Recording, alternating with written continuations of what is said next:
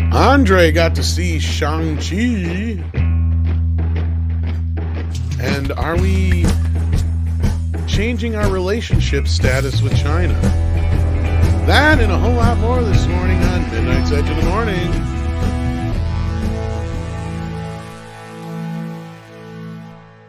Greetings and good morning to everybody in the chat. I'm flying solo for the moment, but it won't be for long. Andre is on his way home. He has just saw or seen, is it saw or seen? Shang-Chi.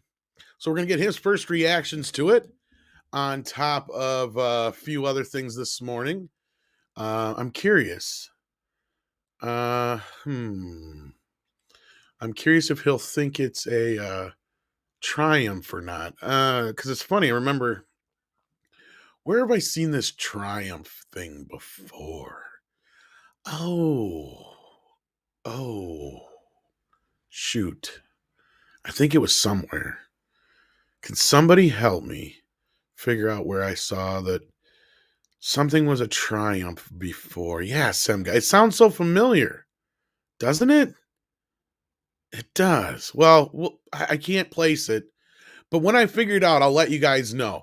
In the meantime, I want to say hello to Olaf, who's here. Hello. Script Doctors hanging out in the chat. We got Megs, who's been gone for a while. Welcome back, Megs. We got Grumpy Panda. I hope he's not too grumpy this morning. Your Muslim uncle's here. Grand Wazoo. We got Rob Altus in the chat. Thank you for being here. John Parson. Joker Voice. Welcome. We got Red Lantern's Rage. We got Judicon. Welcome. Glad to have you here. Rory Mitchell is here.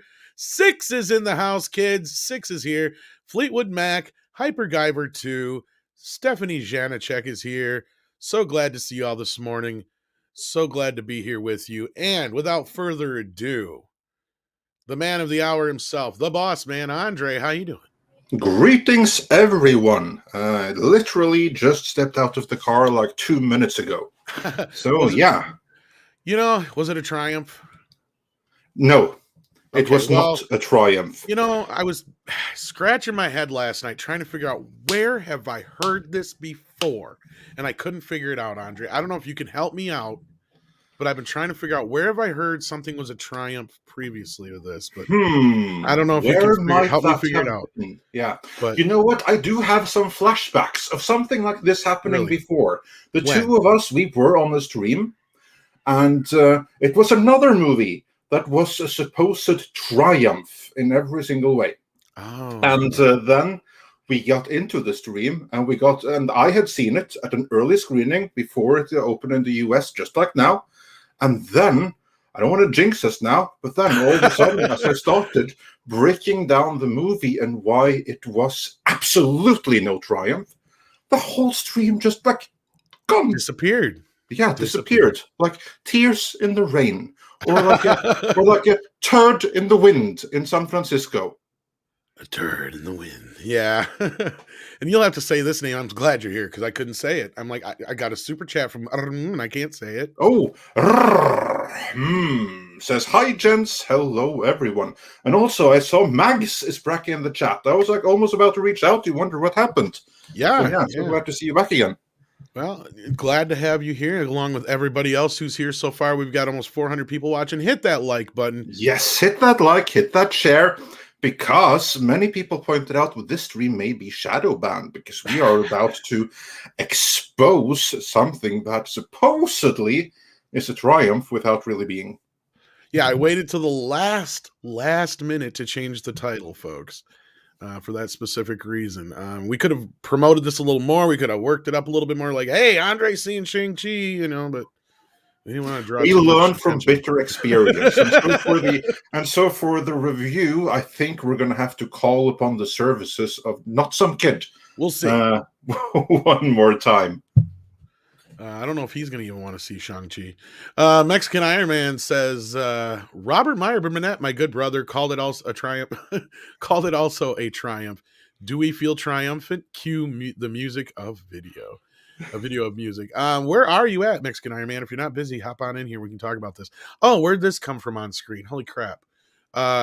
Captain Marvel is a triumph? Oh, well. That's interesting. Hypergiver 2 asks, was it just a wet fart? Well, we're We're going to get going to into get that. into it. We're going to get into all of that in detail. And just so everyone, like, if you really want to see the movie and you don't want to be spoiled, don't worry. To begin with, we're just going to give general impressions without any real spoilers. So Yeah. just relax, just hang in there. There will be no spoilers, and if there are some, there will be ample warnings before that.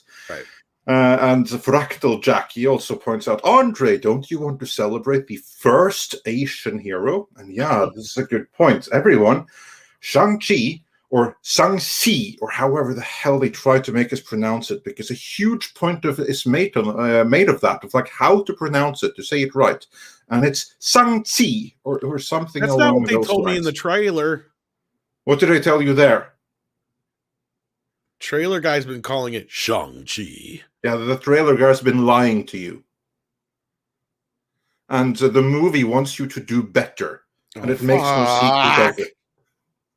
So no, it's like Shang-Chi or something like that. That's how it is supposed to be pronounced. And for all of you that said Shang-Chi or Shang-Chi or some variation thereof, you all need to do better. And this is a huge point in the video. Do better. It's Shang-Chi, or yeah, something to that end.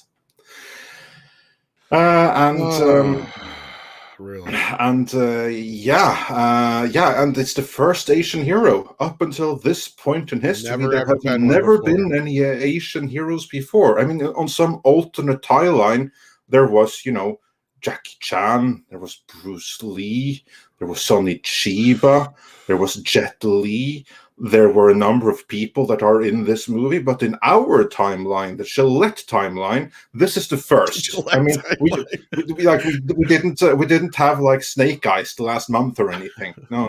This is the first. I don't normally do this to you on the morning show, but I just can't not do it. Fuck this shit, I'm out. Fuck this shit, I'm out. I'm kidding. I'm still here. I couldn't take it. No, I'm actually kind of disappointed because I was looking forward to this film just being a fun kung fu movie. Well, let's be fair here, because I said it's not a triumph. That being said, I No, haven't but said you're that there's already no fun pissing to me be had in off. it. What did you say? Sorry. I'm not saying that there isn't fun to be had in this movie. Okay, let's. Do we have any other stories, or shall we just get straight into? Just a minor one is all I Shang-Chi? found. Like Warner's is shoving something on. I can't even remember what night of the week it's going to be on Cartoon Network, where they're going to show movies and stuff until they have some of the newer shows done for HBO Max, including the Gizmo one, the Gizmo Gremlin one, and something to do with Pikachu. I don't know. That was like the biggest story I found to this point, other than Captain Marvel is a triumph on top of Shang-Chi or Shang-Chi. I don't know how I'm supposed to say it now. You got me all worried. Yeah, I think it's like Shang-Chi or something like that. Sun T? What? It's Yeah, like, I think Tasmont is about right. no, what was it said? It was like Shang-Chi. Yeah, I think that was it. Shang-Chi. That's how it's supposed to be pronounced. Yeah, Shang-Chi too. Sun T, some tea. That's some tea. We got a couple super stickers though. We got one from Joel Rice. Thank you for being here, and sends in €2 super sticker. I can't see what it is. Let me bring it up here. Come on, open up. There we go. Looks like a game over with a ghost hippo. Uh-oh. That doesn't sound good. Not good for Shang-Chi or Shang-Chi or Sun-Ti. I got it the second time there. I got it the second time? Yeah, the one in between there. You got it pretty good, I think. And then we had a super chat up before that this morning, too, that I cannot bring up on screen anymore, but I can't get to it now. Gosh darn it. You'll have to bring it up on your end. But we got a super chat here from Primer. It says, did you guys hear that Disney is rebooting The Rocketeer? It's going to be a woke piece of crap. Where the new Rocketeer will be a Tuskegee Airman. Shaking my head. Yeah, I heard a little bit about it, but I have not gotten deep into it yet. I seen Doomcock put a video out about it, but I haven't seen the video itself. Just heard about it the first time the other night, and I don't know. Again, I don't know enough to comment other than I'm not surprised out of Disney. I don't know. What do you think about it, Andre? Did you hear anything about I it? haven't really paid attention to it. Honestly, I haven't even seen the original. Pretty much what I yet. know about it is what you see on screen here. Like, that's pretty much Yeah. it. Yeah. So I'll defer opinion for the time being. But of course, it does it does seem to like fit with the times and everything. Script Doctor wonders, was Shang-Chi or Sang-Ti or something T given an Anglo name living in America because his Yes. real name was too different? Yeah. Oh, for Yeah. fuck's sake. And the answer is yes. They make like a point of that too. His American name is Sean. Sean. Yeah, Sean. And so like Aquafina mocks him for like, wait, so you went to America to come to hiding and your real name is Chang and you changed your name to Sean. I was like, Sean good going. Sneeze? Yeah, there you go. So yes, they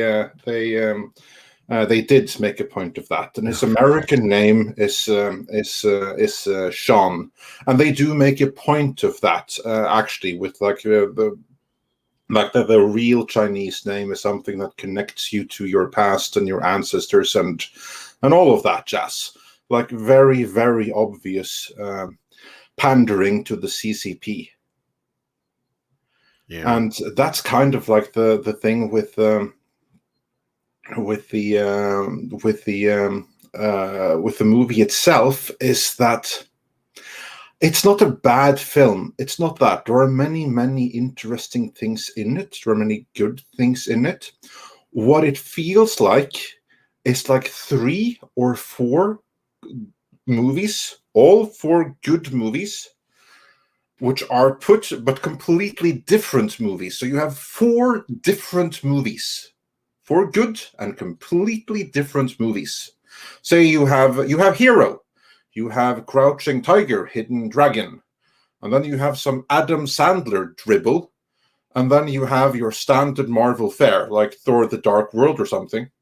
Well, and then you put them all into a blender and you mash them together. That's funny because I heard Adam Sandler wasn't going to be shooting in China. Yeah, that's... neither will Marvel anytime soon. So they have something in common there.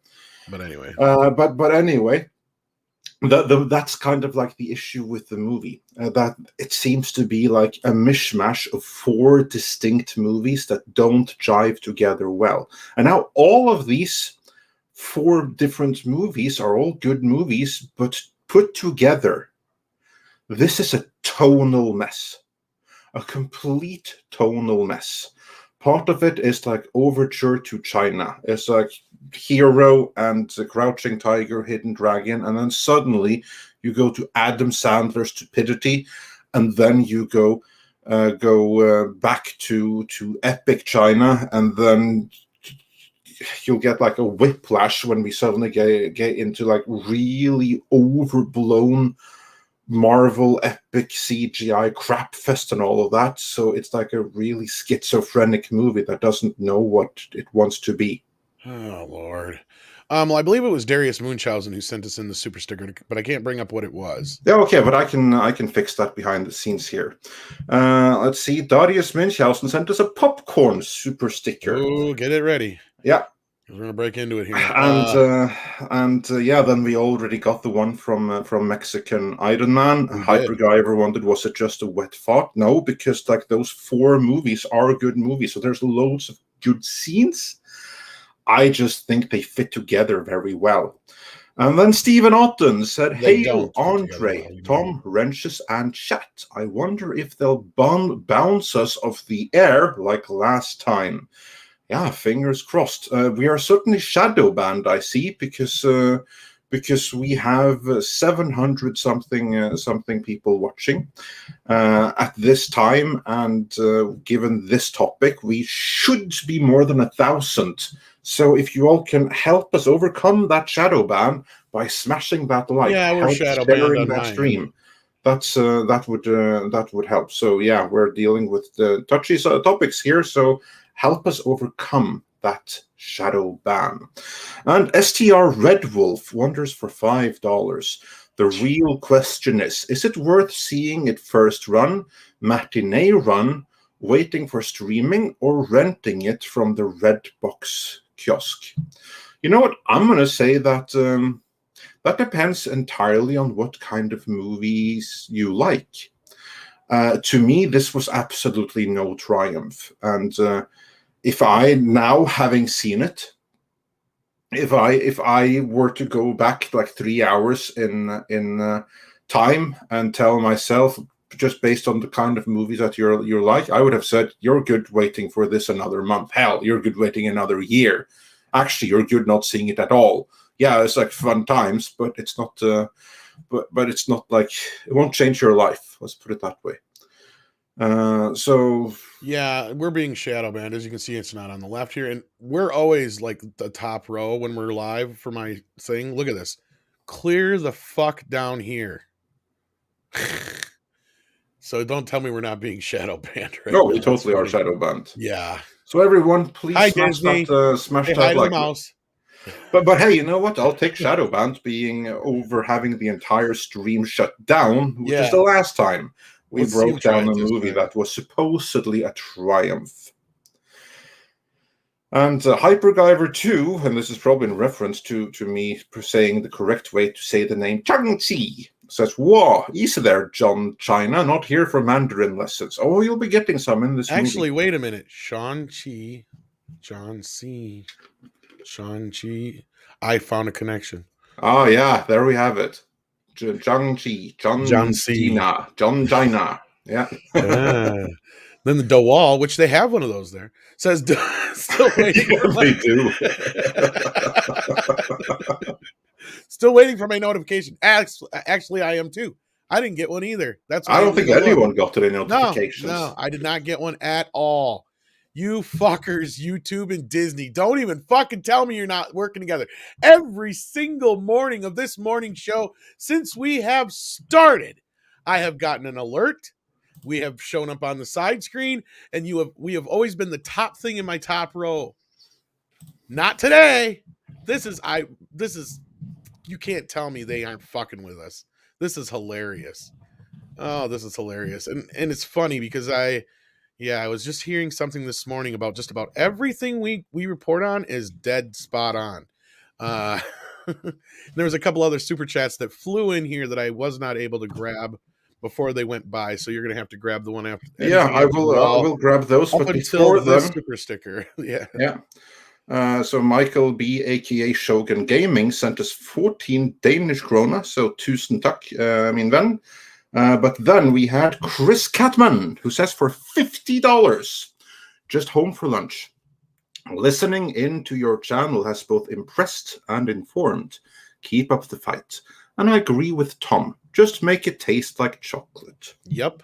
Yeah, everything is better Somebody that who has way. been listening. Thank you so much, Chris Catman. And thank you so much for that Yeah. very generous donation. Wow. That will go a long way towards keeping the lights on. And we always struggle with keeping the lights on here, don't we? Indeed, we do. And I'm just going to tweet Sometimes out just in my head. the link that we are indeed live right now, despite this platform's best efforts at trying to conceal that fact. And I think we had at least one or two other super chats in between there. Yes, I will get to them. Just give me 1 second here, and we shall. Alex no did get super chats shall be left behind. Notification, and so did D-Bud Martin. But you guys didn't get the actual notification, though, did you? That's my curiosity, because I did not change the title until literally like 5-10 minutes before we started. I don't think that should do anything. Well, it did something. Affect, well, of course, you had China in the title too. That probably didn't help. Oh yeah, Neil says hello, despite idea. being shadow banned. Hey Neil, how you doing, buddy? Oh man. And then on with the classic super chats. Let's see then. Then we had Spider Unlimited, who said the only triumph I know is the insult comic dog. Never heard about that. And then we had Joel Rice. You've never heard of Triumph the Insult Comic Dog before? No, should I? Oh, he's hilarious. He's been on all kinds of stuff. He's a little hand puppet who runs around and talks to people, and he's like, "That's great, that's great, that's wonderful for me to poop on." He's an asshole. Okay.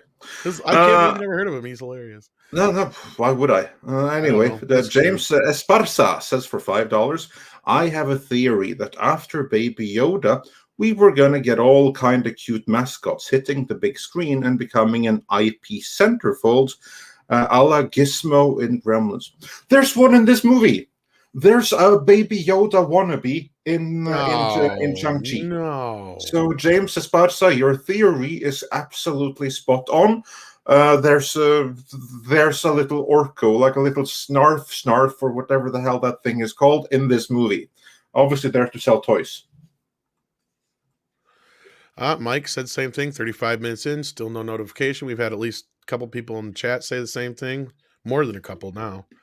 Huh. Mm. Well, we're shadow banned. Simple as that. Yeah, here's Mike sending in a super chat to say that. Check the. And Erik Runge Madsen also says for 20 Danish krona, Andre says, quote, Tom, there are peanuts in this turd. I don't know quite where that comes from, but at least there's some nutrients in it, I guess. Well, there's that. As opposed there any to nutrients just bubble in the gum, movie, like this movie was. That's what I was just going to ask. No, there's no nutrients in this movie, none whatsoever. Thanks There's for that, mild Mike. entertainment, just like bubble gum. It's like there's some popcorn. It's like mostly air and empty calories. I'm stealing that blubber cum. And hey. Says the suspense is killing me. So eager to hear your thoughts. Oh, we're just getting started. Oh yes. And and then I think we are. Loves Baby Yoga, and I'm not blaming you for that. We'll see if you're going to love this movie's answer to Baby Yoga, which was kind of freaky. I'm seeing a lot more people who didn't get a notification than did. So that does not surprise me. So with that, before we get into the main topic here of Shang-Chi, because I know everybody's dying to hear what you thought besides just your initial thoughts here. Jillian N says, Hail Andre, Tom, mods, and chat. I set a notification for this stream, and hello, yes. Yet didn't receive one. You set the notification and still didn't receive one? Wow. I think there's definitely some shadow banning going on. That's right. There's some shit in this peanuts. Oh yeah, absolutely. Peanuts in this shit, whatever you want to call it. Yeah. But then Chris Socks says for $9.99. Thank you so much. Hail. I got a notification this morning, first one in weeks. Well, I guess that shadow banning only means that they suppress a lot of notifications, but evidently not all. That may be too suspicious. Huh. Interesting. And yeah, before we get too far into it, I want to say free drunk 3PO. He's been put in Twitter jail for a while. Yeah, what the hell for? From what I heard, I have not got a chance to really talk to him directly yet. Because this is funny, because I was just talking to him the other day about getting him on the show here again soon. And now I can't talk to him other than I got to find another way to talk to him, maybe Instagram or something. But something to do with some copyrighted song or something on some video, and it was really stupid from what I heard. So and for that, they took him down on Twitter. Yeah, and he put out a video basically saying, "You tell me this ain't because I'm friends with Gina Carano or some shit like that." Yeah, I think that might have something to do with it in any way. Free drunk 3PO, I agree completely. Max nailed it there. Yeah. But speaking of China, first and foremost, there was a story you brought to me first, Andre. Let's begin with that. Let's warm up with the China thing, because China is going to be real important to proceedings as we start breaking down Shang-Chi. And as long as Disney's listening, we're going to make them listen for a while. Why not? Zibbity-doo! You said it was like an Adam Sandler movie, right? Well, it turns out Adam Sandler doesn't want to go to China. Oh, he can't go to China. I can't go to China because Netflix isn't in China.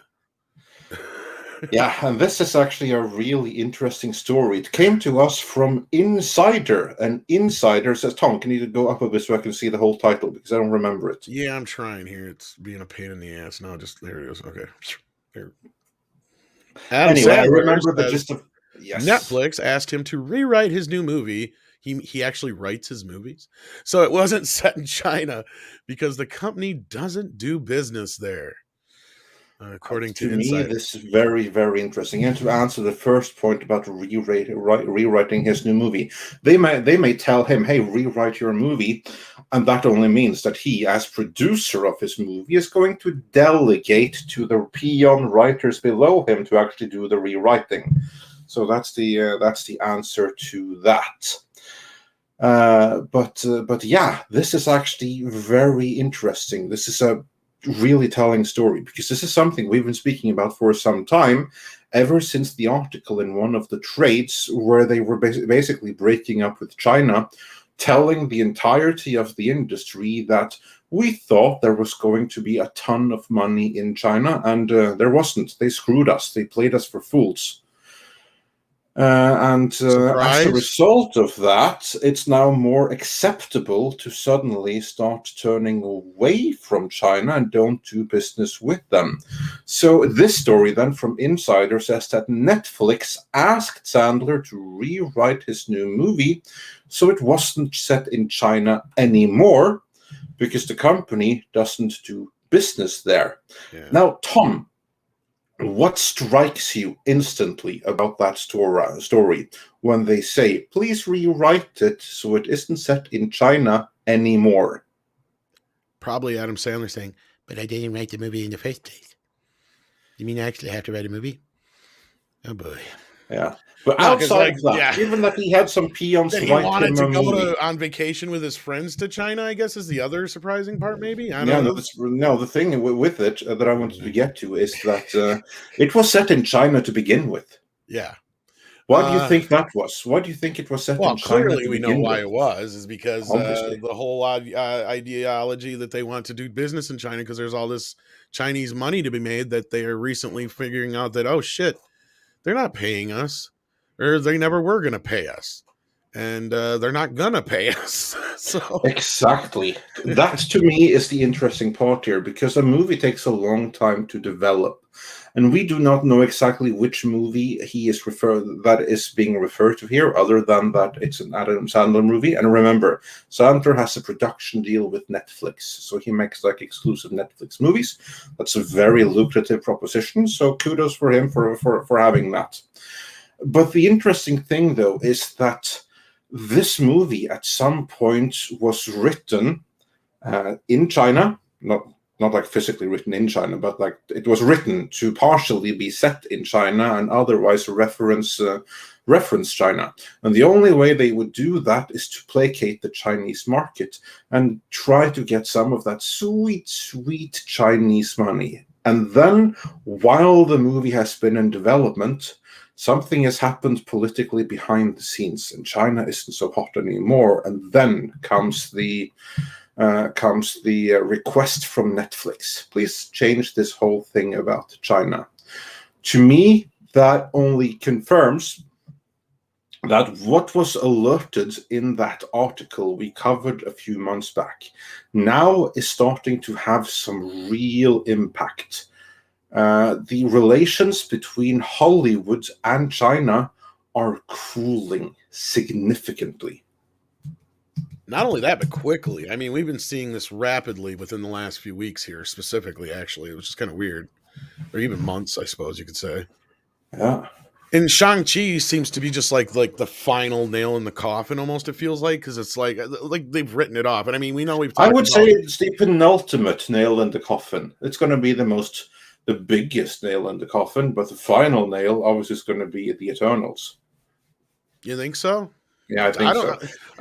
Well, Because again, the Chinese pandering in the Eternals, they found the Chinese director because they're the movie the one that itself won't show doesn't over there, pander so yeah. much. But specifically to showcase some Chinese talent and stuff, they found what they thought was the hottest, most up-and-coming Chinese director. And make no mistake about it, the Eternals director who was chosen, other than any of the 20 others that they could have gone with, all fine directors, but this one was chosen specifically because she was Chinese for the Chinese market. You know what? I think Carrie's is right here. Adam Sandler knows Kung Fu, but he doesn't know where from. Turns out he's from China. Oh my goodness. This summer it's Shaolin Sammy. I think you're right. Yeah, lots of Shaolin in Shang-Chi, by the way. So yeah, we'll get into that. Jibbity-doo. All right, let me read this here quick. Adam Sandler says Netflix asked him to change the plot and location of his upcoming sports comedy from China to Spain because the streaming service isn't available in the Asian country. In the forthcoming comedy Hustle, Sandler plays a basketball agent who attempts to revive his failing career by recruiting an extraordinary overseas talent to the NBA. They already made this movie. It was called The Air Up There. Yeah, but that was old. Remember, like, old movies don't exist anymore. I mean, they even erased Bruce Lee from history. They've made this movie like 20 times now, actually. In the final version of the film, Sandler's character recruits a promising player from Spain, played by real-life Memphis Grizzlies forward. I'm going to muck this name up. Juancho Hernangomez. Okay. During an interview with the Dan Patrick Show, though Sandler said it was written originally and I can't find a player in China, and somehow Netflix is not in China. So we're like, would you guys please make the movie somewhere that's not China? So the next thing you know, Sandler added, I'm in Morocco. There you go. Despite the growing success in parts of Asia and Japan, Netflix is unavailable in China, the world's second largest economy for the U.S. The streamer is also unavailable in Crimea. Am I saying that right? Crimea? Well, yeah. North Korea? Crimea, I mean, like it Crim, Crimea, like yeah. the Ukraine? No, Crimea, North Korea, and Syria. Last year, Netflix CEO Reed Hastings told CNBC that the company was not focused on cracking the Chinese market. We got turned down by the Chinese government several years ago, and we have not been spending any time on China in the last couple years, he said, adding later, there's so much opportunity for us in Asia, the rest of Asia, India in particular, Korea, Japan, Indonesia, and then all around or all through Europe and Latin America. Yeah, in other words, India has people and Europe has money. Yeah. And then Adam Sandler admits that the basketball player in the film is a better actor than him. At least he can admit it. Then there's just more about the movie itself and about his production deal and all that good stuff. So yada, yada, yada. Nobody gives a shit. Nobody gave a shit about the movie to begin with, Adam. I'm going to break the sad news to you. Yeah, and China never did, and now Netflix don't give a shit about China either. I guess I'm not big in China. Nor will anyone else be. Certainly not Shang-Chi. But we'll get into Yeah, so that. tell us about Sun T or Shang-Chi or whatever the fuck it is. Do better. Well, before that, we had another related story on it because. Oh, and you're starting to cut out. Look at that. Isn't that hilarious? All right, come back with me here. Talk some more. Give me. Let's see. There, that should be better. Hopefully. Okay, so far so good because you were so far so underwater. They're pretty bad. Yeah. So I bet Rob Schneider was pissed because that means he's got to write this thing all over again. I'm kidding. Anyway. Well, we shall see what they will do. You said but anyway, something else as well, though. What was that? No, because we have then some signs that Hollywood increasingly is abandoning China, but China is abandoning Hollywood too. Because I'll put another story here in the private chat so you can bring it up on screen, which only goes to show just how badly timed Shang-Chi really is. I mean, talk about having the wrong movie at the wrong time. Because this other story, which now is in the private chat, Tom, so when you can break it up or bring it up. I was just checking about how many dozen people just told me they didn't get the alert in my private DMs. Oh yeah, I'll go for it, but including many of our regulars. And, but we seem to be doing pretty okay, which only goes to show we're better that now, sharing and liking actually does help. So I was going to say, I think I noticed the boost smash when you that put it like on Twitter. Share, yeah. Anyway, this story comes from Bounding into Comics, and it reads, Hollywood losing ground in China as audiences grow tired of incessant pandering. And that's before they've seen Shang-Chi. And if there's a movie that pandered to China, that was it.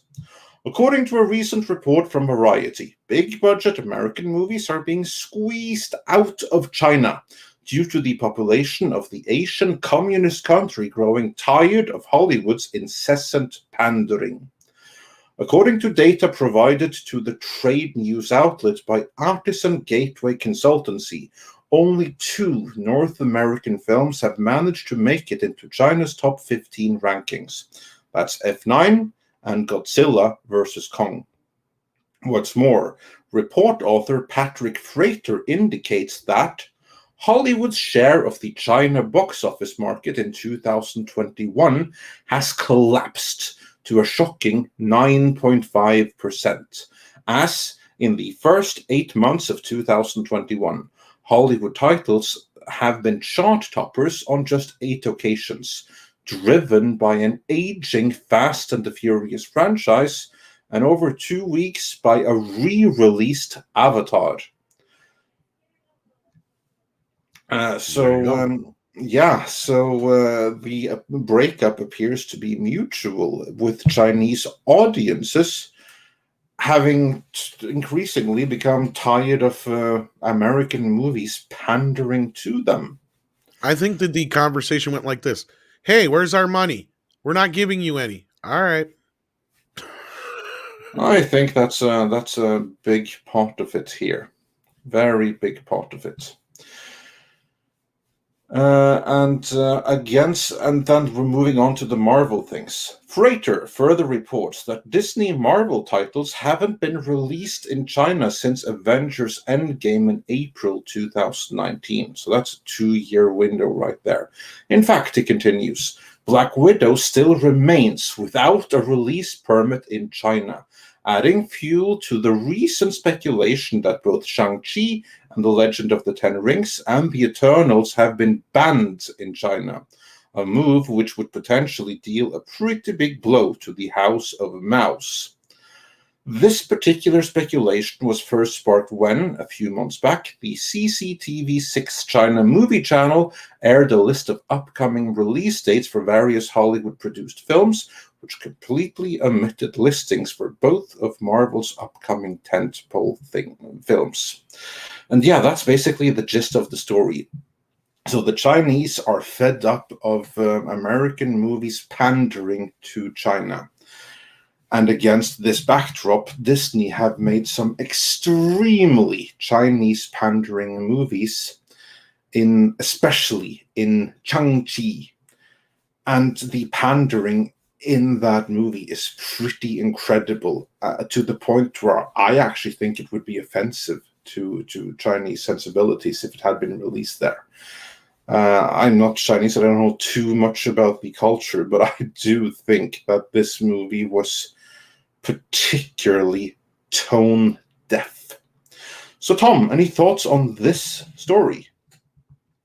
Other than I'm not surprised. I mean, we've been kind of saying that this shit ain't going to work out for how long now? I mean,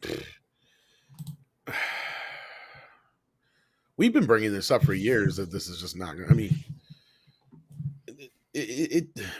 what else can I say to it? Not surprised. I mean, and I don't see Shang-Chi making any difference, and I doubt there's much else that's down the road that's going to make any difference. I don't know if Ghostbusters is showing there, but besides Ghostbusters and Spider-Man, I really don't see any other American films doing shit over there this year, so not surprised. Yeah, indeed. So times are indeed a-changing. And against that backdrop of very cooling relations between China and the US, politically as well as culturally, Shang-Chi was the worst movie to make. I mean, Marvel, they have had this idea, not idea, but this tendency to put out the right movie at the right time And so they were able to catch a cultural moment, like it happened with the Avengers, which changed the world when it was released. And it happened again with the Black Panther, which became a cultural phenomenon. And with Shang-Chi, they obviously were trying to repeat that. You know what Shang-Chi is? That is Black Panther Chinese edition with the Chinese Wakanda and everything. Oh, I'm They not were surprised. hoping to basically make every Asian American completely ecstatic with the movie and make China love it and everything. But I think they put out a really tone-deaf movie that, to me, actually seems insulting towards Chinese sensibilities. And I got to correct myself. There's no way Ghostbusters is going to be in China. The chat just reminded me that they don't allow that over there. I forgot. Yeah, Yeah. no, they're not too happy about Yeah, that. no ghosts. I forgot. Yeah. But I mean, maybe Dune will be over there. Who knows? But yeah, so outside of maybe those two films, I don't see anything doing it. Yeah. Yeah. So anyway, back to the point. Yeah, let's get caught up with super chats. Then we'll start Yes, let's breaking do that. down Shang-Chi. So let's do that first. But we had Michael B, aka Shogun Gaming, sent us Unicorn Super sticker, and then it's going to refresh here, so we get all the new ones. Then we start breaking the movie down finally. Then we have, let's see here. Well, TR French makes a good point. I ain't afraid of no ghosts, but China is. Yeah. We got Rod Thunderheart in the chat. Just thought I'd say that. Yeah. Mexican Iron Man said, check Twitter, please. ASAP. Unbelievable. Oh, okay, let's do that. Well, I then. did that. That was, he was where he's saying he didn't get the notification. Okay. Yeah, well, we've had this before, so I'm not... not honestly, I was anticipating something along those lines. But thanks for the notification in any event. Really appreciate that. And then we had Daniel, who says for $10, I could have sworn that as a kid, I was a huge fan of Bruce Lee, Jet Li, and Jackie Chan because they were badass. But that must have been a fever dream because I obviously don't like people from Asia. Yeah, no, apparently you don't. Neither does anyone else who is Western. So we need this movie to show us the error of our ways. That seems to be like the theme going on here. PRK4 Pacific says, I love you, Tom, but please stop doing the Adam Sandler. Well, this is my real voice. I stopped doing that voice like 20 minutes ago. And Dash Attack says for $9.99, Hail, sorry Mommy Susan giving you all a hard time. Maybe it's time for us all to go to Odyssey. Also, the pronunciation lecture is stupid because nobody ever heard it pronounced before since it was in the book only. And yeah, that's a very good point, but they do make a point of it in the movie, and a big one with the Chinese names in general. I got a big question here. 1903 Texas reminds me, is Chun-Li in the film? No, so Disney couldn't even get that right. Just like with Warner and Mortal Kombat, Chun-Li was snubbed again. Oh, man. Of course. Yeah. No justice for Chun-Li. And Primer says for $5, a bit of a random thought, but I'm surprised that Disney hasn't done a wokeified reboot of Underdog yet. Maybe it's further down on their list. And to that I say, don't give them ideas. I don't know if they'll be doing that anytime soon. Didn't that Underdog movie kind of flop? I no clue, never heard of it. Oh, yeah, they did one a couple of years back with Jason Lee. And then Martin Winter says for 5 Swiss francs, are we surprised that Hollywood and China cooled? No matter what Sina said about Taiwan, U.S. carriers are with quads in front of China's sea. So yeah, let's hope that they're able to do some good work there. And ActionCom says for $5, so if China is out, who is the next country Hollywood is going to try to woo? Will they even consider the United States? No, I think we got the answer in that Adam Sandler story, didn't we? India. India is next, not in Europe. Well, and they went to Morocco in Adam Sandler's movie, so Yeah. there you go. And you have to say the name, Tom. Rod Thunderheart. And he says, "Hail, Andre. Hail, Tom. My brother is out of the hospital and back home here. He still has to go back in 4 weeks, but he's well on his way to healing." Oh, we're so glad to hear that. We're so glad to hear that everything is great with the two of you and that you're both healing. So very, very glad to hear that, Rod. And with that, Yeah, we let's finally get got over 1,000 people watching. Shang-Chi proper. So I'm glad. Now, there may be some mild spoilers. We'll do heavy spoilers later on. But to begin with, there will be some minor spoilers. So if you don't want to hear any of that, maybe check one of our earlier videos or something. And if you're still here, then on your own head be it. Oh, and Polly says, that was Rob Altis because this keeps on moving. But Polly says, "Andre, I got my tickets for tomorrow night. This should be interesting." Oh, yes, I do look forward to discussing the movie with you all once more people have seen it. And you're right, Toe 786. It was Majacoro or Majorco or how the hell you say. I don't care. I can't. Okay. I've gotten 2 hours of sleep right now. Morocco and Mallorca are two Mallorca? very, very different things. I know. Just have to I say. know. I know. I fucked it up. That was my fault. Yeah, that's Mallorca? Is that how you say it? Mallorca, yeah. All right. Good. I'll forget that later. Yeah. So yeah, that's one of the Balearian Islands. I've been there a couple of times. I've been to Morocco too, but the two are quite different. And 6 says that we are close to 666 likes. Hey, and the person who actually does get us to 666, do let us know in the comments. You'll get a cookie. Cookies are not guaranteed. Yeah, and Mexican Iron Man, before we move on, says, "When Andre bought the ticket online and went to the theater, to what extent did the ticket sales look high or low? And to what extent was the theater full?" Well, I can answer that. When I booked the tickets in the last moment, the theater looked very empty. And when I got there, it also looked very empty. I estimate there were maybe 20 people in the screening, 20, maybe 30, but certainly no more than that. And this is in the IMAX screen, in the first public screening of the movie in Oslo. And this is the only IMAX screen. So anyone who wants to see it in IMAX, this is the one they go to. Now, probably there will be many more tickets sold for the later screening, since this was a matinee. But you would expect there to be more seats taken at a premiere screening like this, pandemic or no pandemic. So far, judging from that one screening, not a huge hit commercially. But Ram says we shall it's see. pronounced Mallorca. Mallorca. Yeah. Y'all are confusing the fuck out of me. That's all I know.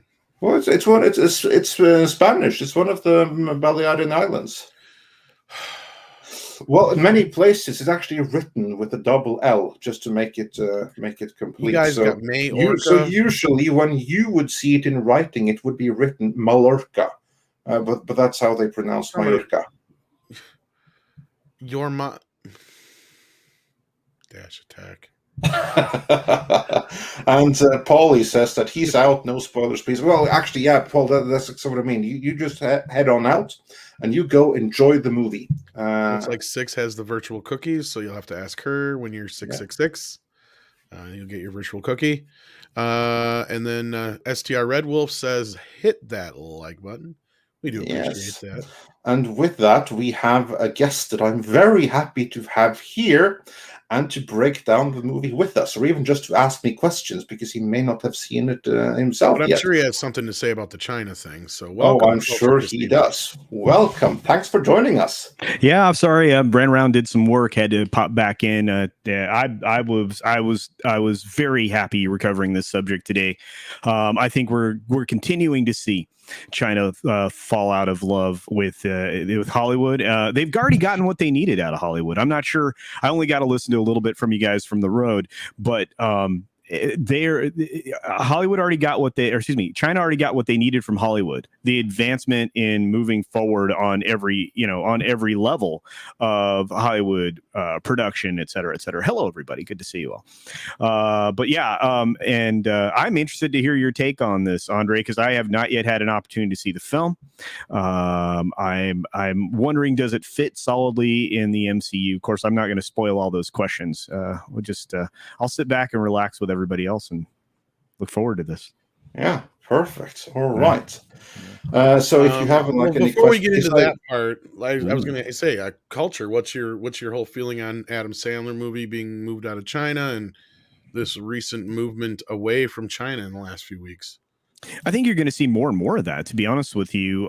This is not something that is a sudden turning of the ship, right? We were, I think Andre and you, Tom, were both talking about this breakup going back many months ago. In fact, I think even Cameron, actually years ago, probably. Yeah. It was a long time ago. And Cameron Pasha was, talking about it. And we've started to see a lot of investment in movie production facilities around the world. Obviously, additional production facilities here in the States, here in additional in North Canada, in Canada, in North America.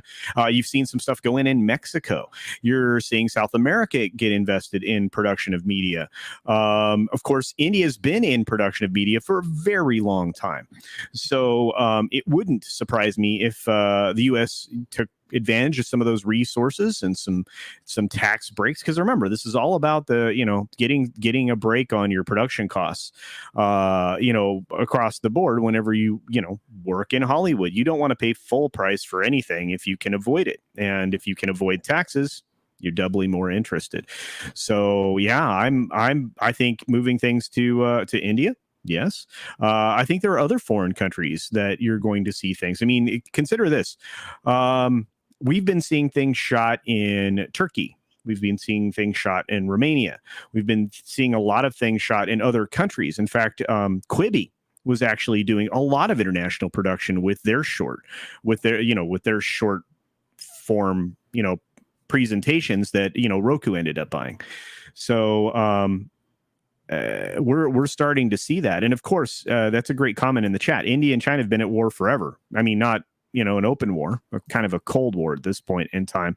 And it, that'll heat up quickly. I think so too. Yeah, because when India starts to have this giant influx of production money, which they're going to get, they've already been benefiting from the crypto market. A lot of the cryptocurrency creators have been dumping money or giving away free crypto to India and organizations in India to distribute. And as the crypto market picks up, India divests themselves, and they're gaining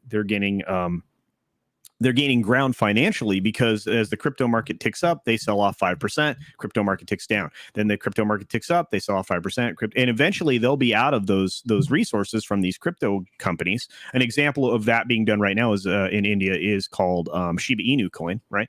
But you're starting to see lots of support for China in an effort to stave off, for India in an effort to stave off China. Yeah. So, but that doesn't surprise me. So anyway. So yeah, I'm not surprised at all. But you're going to see more productions coming out of South America, believe it or not, I think, and obviously India. So, but yeah, I think the China thing's over for the most part. I think you're only going to have a few large films that are going to get traction in China. Probably the last Fast and the Furious 10. I think that'll get some good traction there. I was going to say, the biggest franchises that have tried to pander to China have been Marvel, Fast and the Furious, and Transformers. Let's not forget Transformers was the one I Transformers. was trying to think of. Yeah, Transformers. Yeah. Well, I mean, they're in bed with financial partners. Legendary as part of Wanda Group. Original Film is owned by a Chinese investment. So, when your finances are coming from there, there's a good chance your film will get made or, released there. So that's another problem I think Disney's been having is they really were trying to get, partnerships across the board. And, China just wanted what they could take from them. And I think eventually they're going to take the theme parks from them too. I think so too. So JPEG better start writing them off right away because the CCP can and will take them at a moment's notice. And Mr. Ninja Bear says 666 will bring Brie Larson. Like I said, we'll do spoilers later. So yeah, no spoilers just yet. Oh, so it's true. All right. Well, very good. All right, let's Wait, get so she's in probably one of the end credit scenes. Oh no. I'm not surprised. That's been an open leak for a while. But yeah. Anyway. Oh yeah. On that note, to those that were, I'll say that right away. Is this a movie where some people have said, "Oh, you have to stay for the end credit. The end credit makes the whole thing worthwhile." Is Shang-Chi the movie they tried to sell that way? Because if it is, that's freaking false advertisement. Because these ended credit scenes were complete waste of times, both of them. Wow. But yeah, well, we'll get back into the end credit scenes in the fullness of time when we get around to it. But to begin with, I don't want to spoil too much just yet. What I will say is that the movie is very, very strong in its pandering to China. Like it completely tries to make this the Chinese Black Panther. It absolutely does. It tries to hit on like every emotional Chinese string there is, and the opening scene, that I will say, it's kind of like ripped off from Hero. Like this Chinese movie about the foundation of China, which actually is a really, really good movie, and I do recommend that one. It kind of begins with that, and it begins with the Mandarin, or the character that we know as the Mandarin. And that actually is part of the movie's problem in China, because Shang-Chi started out as the son of Fu Manchu. Now, Fu Manchu, of course, is a pulp character from the 1910s in his own right. And he's something of an evil Chinese stereotype. And you haven't really seen much of him in the past few decades. We did do a video on him a few months back. And a big part of the criticism against this movie stemming from China is because this whole concept begins with Fu Manchu. Because in the pages of the comics, Shang-Chi is the son of Fu Manchu. So that's like a pretty bad start right there. And the complaints in Chinese social media is that this movie is fundamentally tainted because it's the son of Fu Manchu. And even if they change the name Fu Manchu, it doesn't change the fact that it is Fu Manchu. And now that I've seen the movie, it totally is Fu Manchu. Yeah, he doesn't look that way. He doesn't have like the mustache and all of that. He doesn't have that. He doesn't look like Emperor Ming. But in character and in motivation, it totally is Fu Manchu. It's a 1,000-year-old Chinese man who uses supernatural means to grant himself long life and do world conquest. And in the beginning of the movie, we see him conquering the Ottomans. We see him conquering the Romans. And then we fast forward to modern times, and then he's just like a Chinese gang lord living isolated in the mountains. I don't know quite what happened with his worldwide conquest ambitions, but that's basically how the movie begins. And yeah, so that kind of like mixes the whole, or colors the entire beginning of the movie, because there you have a character who is Fu Manchu in all that name, who is then mixed with this complete hero rip-off footage. And that's what something they think is going to appeal to the Chinese. I think the Chinese are going to recognize it as extreme pandering. And then we cut to Shang-Chi himself, or Sean, as he is called, because he's just some guy living in San Francisco with his will they won't they girlfriend Aquafina, and they're kind of losers, don't really do what their parents say, slightly disrespectful for their elders. Like, this stuff is all going to go down amazingly well in China, Wow.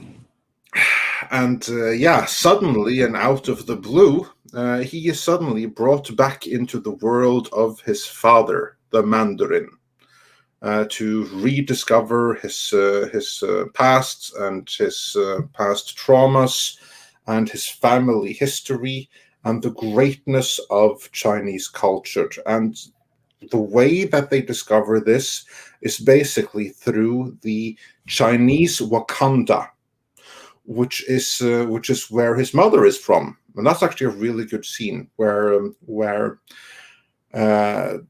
Fu Manchu and Shang-Chi's mothers meet. That's like a complete rip-off of Crouching Tiger, Hidden Dragon, but that's like possibly the best scene in the entire movie. And she's then the guardian of like this halfway in our dimension, halfway not in our dimension, Chinese Wakanda, where they are basically guardians of a gate that's filled with horrible, horrible soul-sucking creatures that must be kept out at all costs. And then you have some cameos in there, like Wong is there and the Abomination is there. You've seen that scene in the trailer, right? Yeah, then you've seen the scene in the movie. Like, really, that's all there is. I figured that's what it was going to be. I think I remember saying that on one of the morning shows. But so all they're doing is reintroducing the character? I think that I wouldn't even call it that. It's more like a cameo. There's like no reintroduction. Oh my god, what a waste! What a waste! I mean, the Abomination, he doesn't even have 1 minute of screen time. Wow. Bait and switch. Oh yeah, totally. Wow, that's disappointing. So that's kind of the basic. That's the kind of the setup for the movie. I don't want to go into too much spoilers right here, but that's the setup for the movie. That's the story. It's basically for them to go and discover the Chinese Wakanda and celebrate the greatness of Chinese culture there. And again, I'm not Chinese myself, but I kind of think that the whole thing is probably going to be offensive to Chinese sensibilities. I think the whole thing is going to be Mulan all over again, where they thought that they had something that was going to play gangbusters, but it was brought from a too much of a contemporary American Hollywood perspective that was outright disrespectful to Chinese heritage. And I think that's done even more in this movie, which is obviously why the Chinese have banned it. I think the only people that are going to consider this movie a triumph are people that consider it to be so for political reasons and for what it does for representation in America, and not for anything anywhere else. And this Chinese Wakanda, yeah, it looks like interesting, but I think it's kind of fall completely on its face. Oh. I don't like. You had like the real Wakanda in Black Panther. That's something that actually like caused inspiration. People felt empowered, all of those things. I'd be shocked if anyone had the same response to this movie.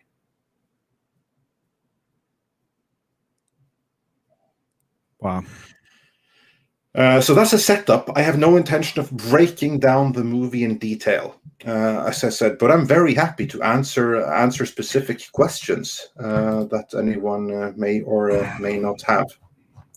So, okay, so Abomination's only in there for 10 seconds, 15 seconds. 20 maybe. There is no compelling reason to worry about the mid credit roll or end credit roll scenes.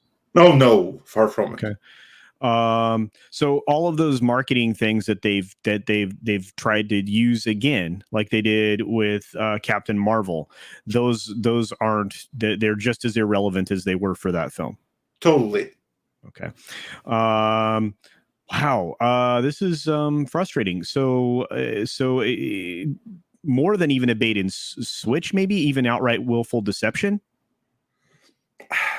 I wouldn't say that. Like, in my personal opinion, I don't think that the end credit scenes like did anything. Like the final post credit scene, that's a tease for an as of yet unannounced Disney Plus show. Wait for it to be announced this weekend or on Friday, as the movie premieres. They're not going to announce it yet, but that's like a Disney Plus tease. That's the final end credit scene. Whereas the post or the mid credit scene, that's a tease for something that's going to come next. That's kind of like Disney is, but not a big one. Disney, Marvel, and I should say the Disney brands are now becoming notorious for presenting you a basket of flowers, but all of them turn out to be weeds. That's kind of how I'm feeling right now about pretty much anything that they've been presenting over the course of the last 9 years, 7 years, somewhere in there. I mean, maybe fewer weeds in Endgame, but I mean, seriously, they're here's this bunch of pretty flowers, and they turn out to be, weeds. I don't know. That's bad. I'm frustrated. Let's see some pertinent questions about the film. Before that, while you think, The Last Millennial says, "Geez, Andre, did you like anything in the movie?" Oh. Just kidding, but honestly, when are we going to start boycotting these pandering, non-inspirational, ideological IPs? Wow. And yeah, here's the thing. There are many, many really good, entertaining things in the movie. Like the guy who plays Shang-Chi himself, he was good. The guy who plays who plays Fu Manchu, and I will call him Fu Manchu because that's who he is. He was really good. I mean, he was amazing. I'd love to see him get loads more screen time. Hell, I'd love to see him get a standalone movie. You know what they should call it? Fu Manchu, because that's who he is. Wow. So yeah, many of the actors are really good. The action scenes are really good, but honestly, I was like distracted by many of them because they're such obvious ripoffs from Hero and Crouching Tiger, Hidden Dragon. And when I mean like ripoffs, I mean like they're shot-for-shot remakes. Yeah. I mean, like one of the most pivotal scenes in Hero is recreated shot for shot in the trailer. That's the strongest part of the movie. Wow. See, I was going to ask a lot of people, and this is just a question for you, Andre. A lot of people tried to present this film as a Jackie Chan film. Like this is Marvel's Jackie Chan. No, far from it. Oh, okay. All right. Absolutely not. Absolutely not. There's so I'd take a Jackie Chan movie any day. Okay, so it's not Jackie Chan humor. It's back to Marvel Joss Whedon humor. Actually, here's like the thing, because there you hit on one of the problems that I had with the movie, because this isn't one movie; it's 4 movies. This is 4 movies that are each of them very good, but completely different, and they're blended together. There's a standard Marvel generic comedy in there with a standard Marvel movie. And that's good in its own right.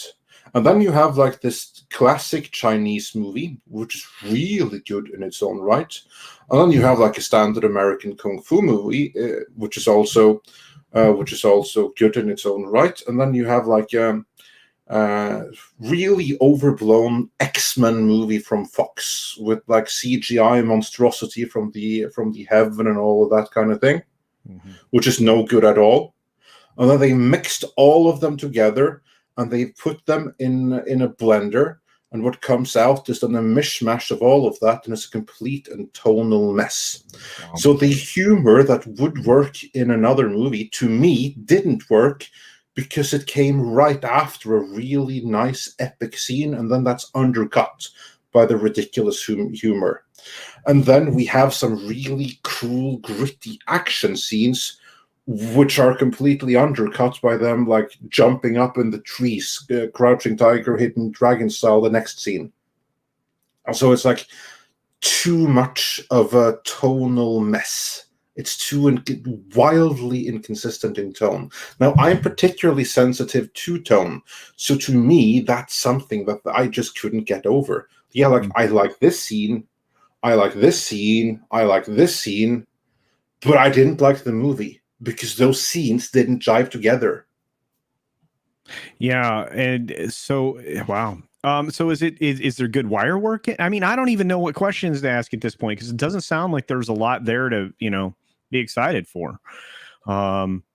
Oh yeah, is there it was a really good shot-for-shot remake of Crouching Tiger, Hidden Dragon. Oh, well, then that's like cool. one of the best scenes in the movie. Cool. It begins really, really strong by having like those Chinese film tributes in the very beginning, which is like when Fu Manchu meets his wife, and they're like fighting against each other, which is kind of like dancing.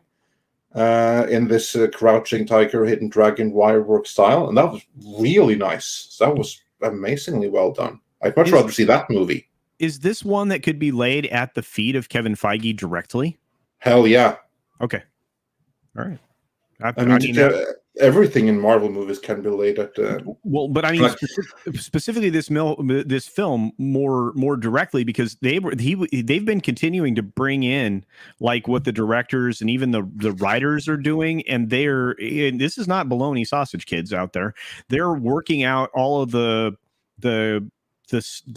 action scenes in advance before they hand the project over to whoever they're handing it to. And I would imagine Feige was incredibly invested in this. And so if what you're saying is true, they literally cut and pasted other people's films to fit around a story that was crafted. Yeah, that's exactly what happened. Wow. That's my reading of it. That's the impression that's why it didn't work for me. Wow. Because as I said, like these are different movies that are put together in a blender. It's kind of like, I like pizza. Mm-hmm. I like taco. Mm-hmm. I like sauerkraut. Mm-hmm. I like a good whale steak every once in a while. But if you put all of those together in a blender and serve what comes out in one meal, it's not going to work out too well. And that's what they did here. And Dash Attack says, was there a big green dragon that talks in the movie? Yes and no. And that's a no to the talking part. But beyond that, yeah, there's many big fantasy animals. All of those fancy Chinese animals that you see like in parades and in statues and stuff. They're all alive in here, in Chinese Wakanda. It's interesting because I'm going to go back to the villain. Fu Manchu is a really cool villain, right? I mean, and it wasn't even originally Marvel. I mean, that particular character was crafted in the 30s, I think, based off. I think it was 90. It was much earlier.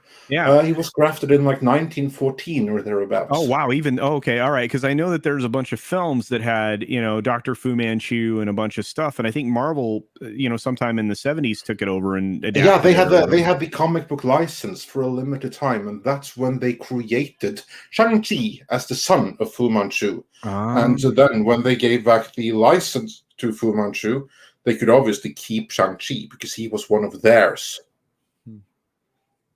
I thought those comics were good, and it doesn't matter. I mean, I'm old, so that's something for someone from the comics that was good. Is Razor Fist? He was cool. Yeah, he was really cool. And he had a badass car, and he has a good taste in music. We didn't actually hear it, but there's like a scene from his car where you can like see his playlist, and I caught one of the songs in there. Oh, cool. Tommy the Cat by Primus. Oh wow, awesome. that was a pretty cool reference. Oh man. Well, at least it's as bad as I expected. No, again, it's not a bad movie. It's not like Really? nothing here is no. It's not bad. It's just not good. Because again, I had fun with this part of it. I had fun with that part of it. I had fun with that part of it. It's just that it didn't mix together. To me, it didn't jive together. So I'm not going to say that it's a bad movie. I won't say that. But I will say it's not the movie it could and should have been. It's a movie that had an ambition of being the next Black Panther. It's a movie that had a very lofty ambition of becoming a cultural phenomenon. You can totally tell from the movie, from the marketing to it, how they're like trying to suppress the history of there actually have been Asians in film before, but they were trying to make this like the first of its kind. And I think that was the big mistake here. Instead of just trying to make the best possible movie, they tried to do all of these things. One is going to appeal to China, that's going to appeal to Asian Americans of all breeds, and to everyone else, and to celebrate Chinese culture. And it just tried to do too much at the same time. And it was attempted by someone who was obviously high on the success of Black Panther when they did it. And they just failed. But they didn't make a bad movie. I wouldn't say that. But it's certainly not the triumph that it's being billed as. That it most certainly is not. Yeah, I mean, right now the trades are trying to spin this as, this is going to be wildly popular, hugely successful, worldwide phenomenon. Yeah. What do you how do I ask this question? Are Western audiences going to enjoy the film? I think that Western audiences are probably going to enjoy it more than Eastern audiences. Okay, all right, fair enough. Because that's who it's made for. And Rory Mitchell says, I like Andre's analogy. It's like ordering a burger at a restaurant, having them serve you a salad, telling you that's what you ordered, then arguing a salad is better for you, now eat your burger. Right. So kind really. of, but I like the analogy better of this is you putting pizza, taco, ice cream, sushi, and all of that in a blender. No, gross. Oh my God. No, that was worse than the first one. Holy cow. That's what the movie was to me. And we got a couple of super chats here. Mags says for $5, if this is a breakup, will Hollywood and Disney start to actually make better stuff? I don't believe they will, but want your opinions. And to that, I will say that breaking up with China is a necessary first step in making better movies, because then at least you will end the pandering to China. And that's one thing that made movies worse. But it's not the only thing. It's not the biggest thing. So there are many, many more steps to go through before movies will start making better again. What say you, Cultured? Oh, I've been wanting this to happen for a long, long time. I thought that, again, I mean, this is not a new pattern for the Chinese to try to take. They basically invite in industries, partner with them, deliver not quite what they promised in the first place, but because of money, people ignore the fact that they're not getting quite what they wanted. China, at that point, they take all the institutional knowledge and everything else, and they milk it out of the company, and then they set it aside.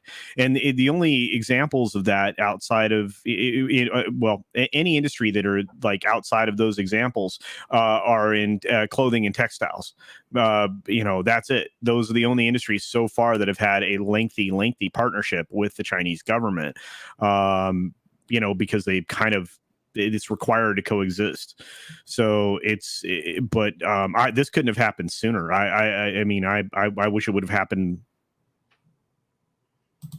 Yeah. I don't know, 5-10 years ago, 15 years ago. I mean, again, the problem is when you bend to the will of something else that's outside of your culture, you're compromising the thing that created the culture that people were consuming to begin with. And you know what? They're paying the price for that now across the board in every aspect of studio production. So, And in my what's opinion. even worse is when they are not just compromising their own culture, but they're trying to create a tribute to that other culture without understanding it, and then they fail completely. We saw it in Mulan, Mhm. and we're seeing it again here.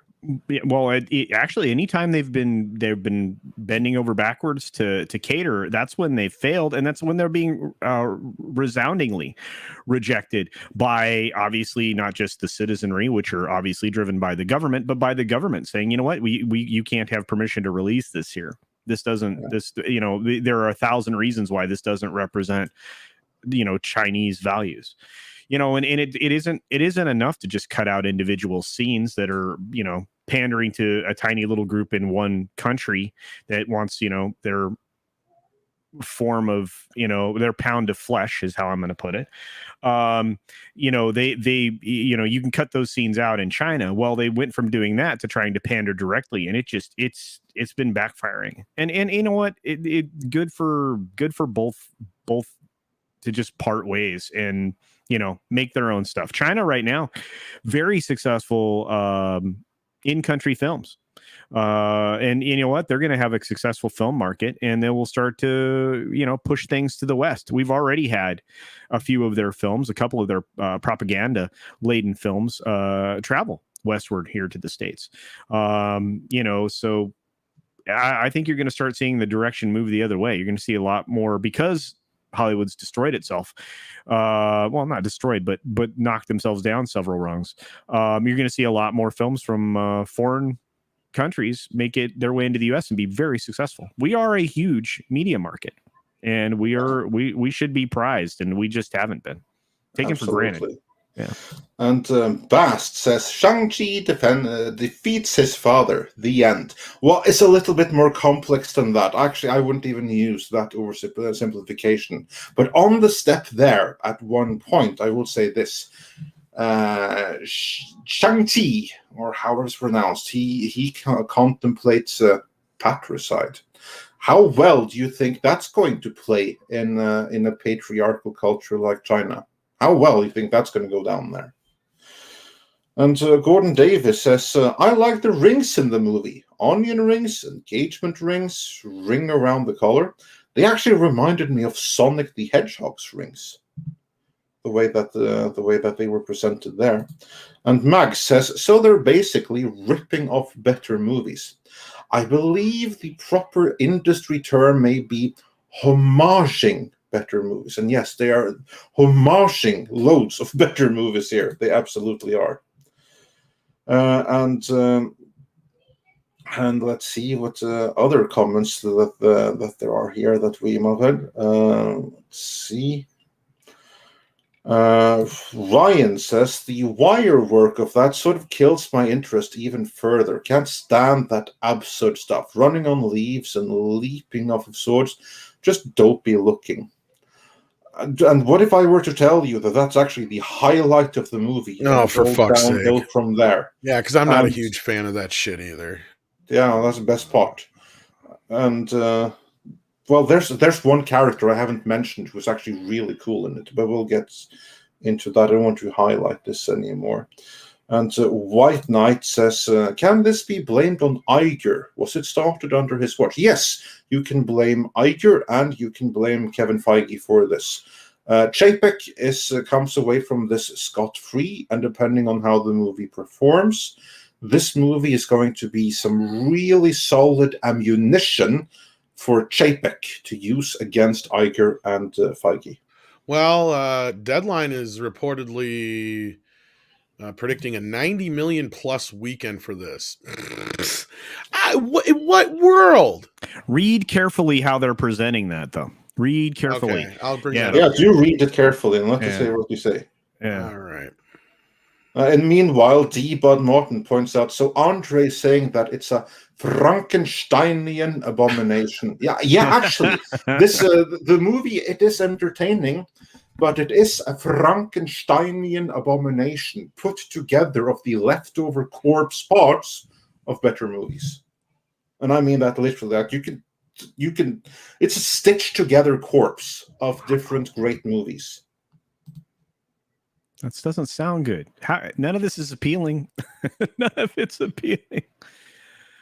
But Where are again, they that's getting this just my number? opinion, and you may find great enjoyment. I mean, I found great enjoyments of the individual parts of the 4 movies that this is comprised of. I just didn't like how they meshed together. How are they getting this figure? By combining everything worldwide? Yes. Oh, Also, we're talking a 90 million worldwide opening. that is the dumbest fucking thing I've ever seen in my life. Oh, there you go then. Well, there you It's go. not the dumbest fucking thing, but it's pretty close. I've seen it. Disney, you're not fooling anybody now. Nope. Look, and that's the problem, Stop right? the Asian hate, Disney. But that's the problem now, is that now it's all about deception and media spin and control. It's no longer about the films that they're trying to put together. That's the problem with the narratively driven stuff. It ends up being just a waste, in my opinion. Maybe I'm wrong. And we have some classic super chats here that I can't bring up on screen, and we're just going to do those. Olaf van S says for €2.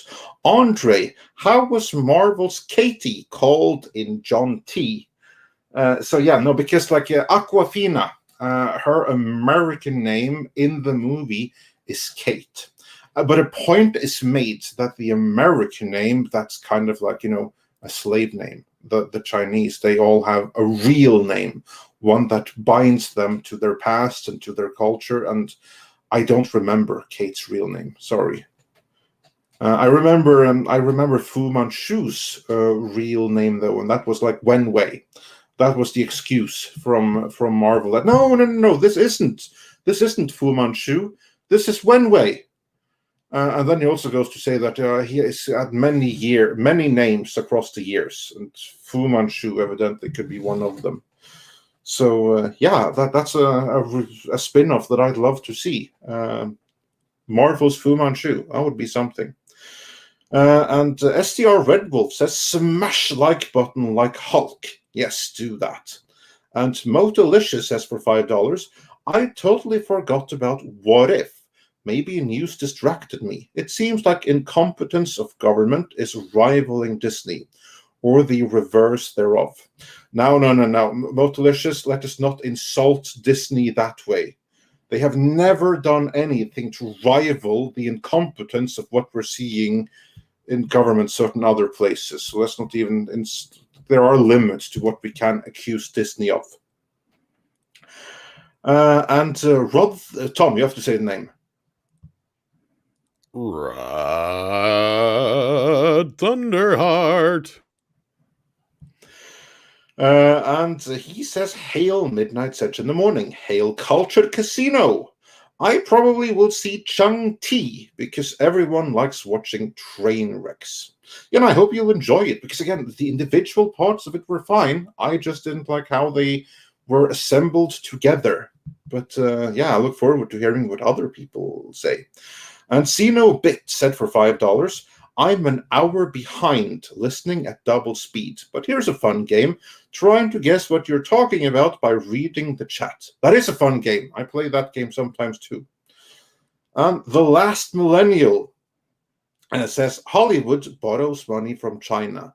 Do you guys know who might be the biggest company that finances these movies? Is it an American company or a Chinese one? What say you, Cultured? Well, I mean, a lot of these companies are backed by Chinese money. I think I used it in the because I responded in the chat to that one. The Wanda Group is Legendary Films, right? Tencent has investment in a lot of production houses. A lot of these funds come and are funneled through China, but there are other international interests at play in Hollywood. I mean, financing a film can be done for a whole lot of other reasons, and I think that's some of the problem now is that some of these films are not being made to be profitable, in my opinion. That's been done from time immemorial, but when it comes to these corporations, they're supposed to be driven by profit, and they're not being so.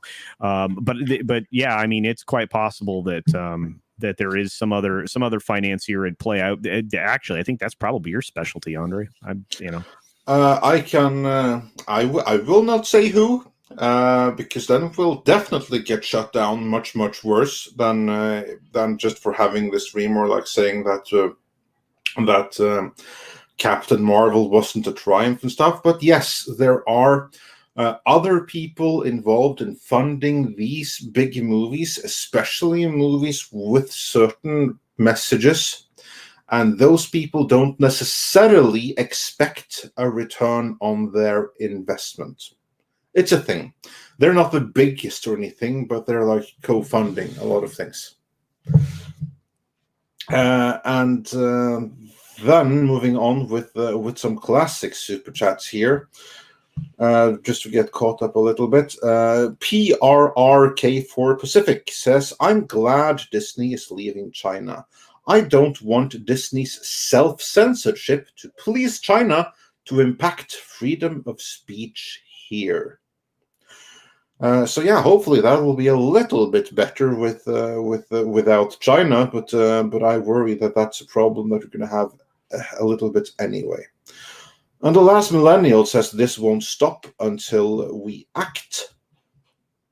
And PRRK4 Pacific actually sent that same super chat twice. So thank you for your support. Really appreciate that.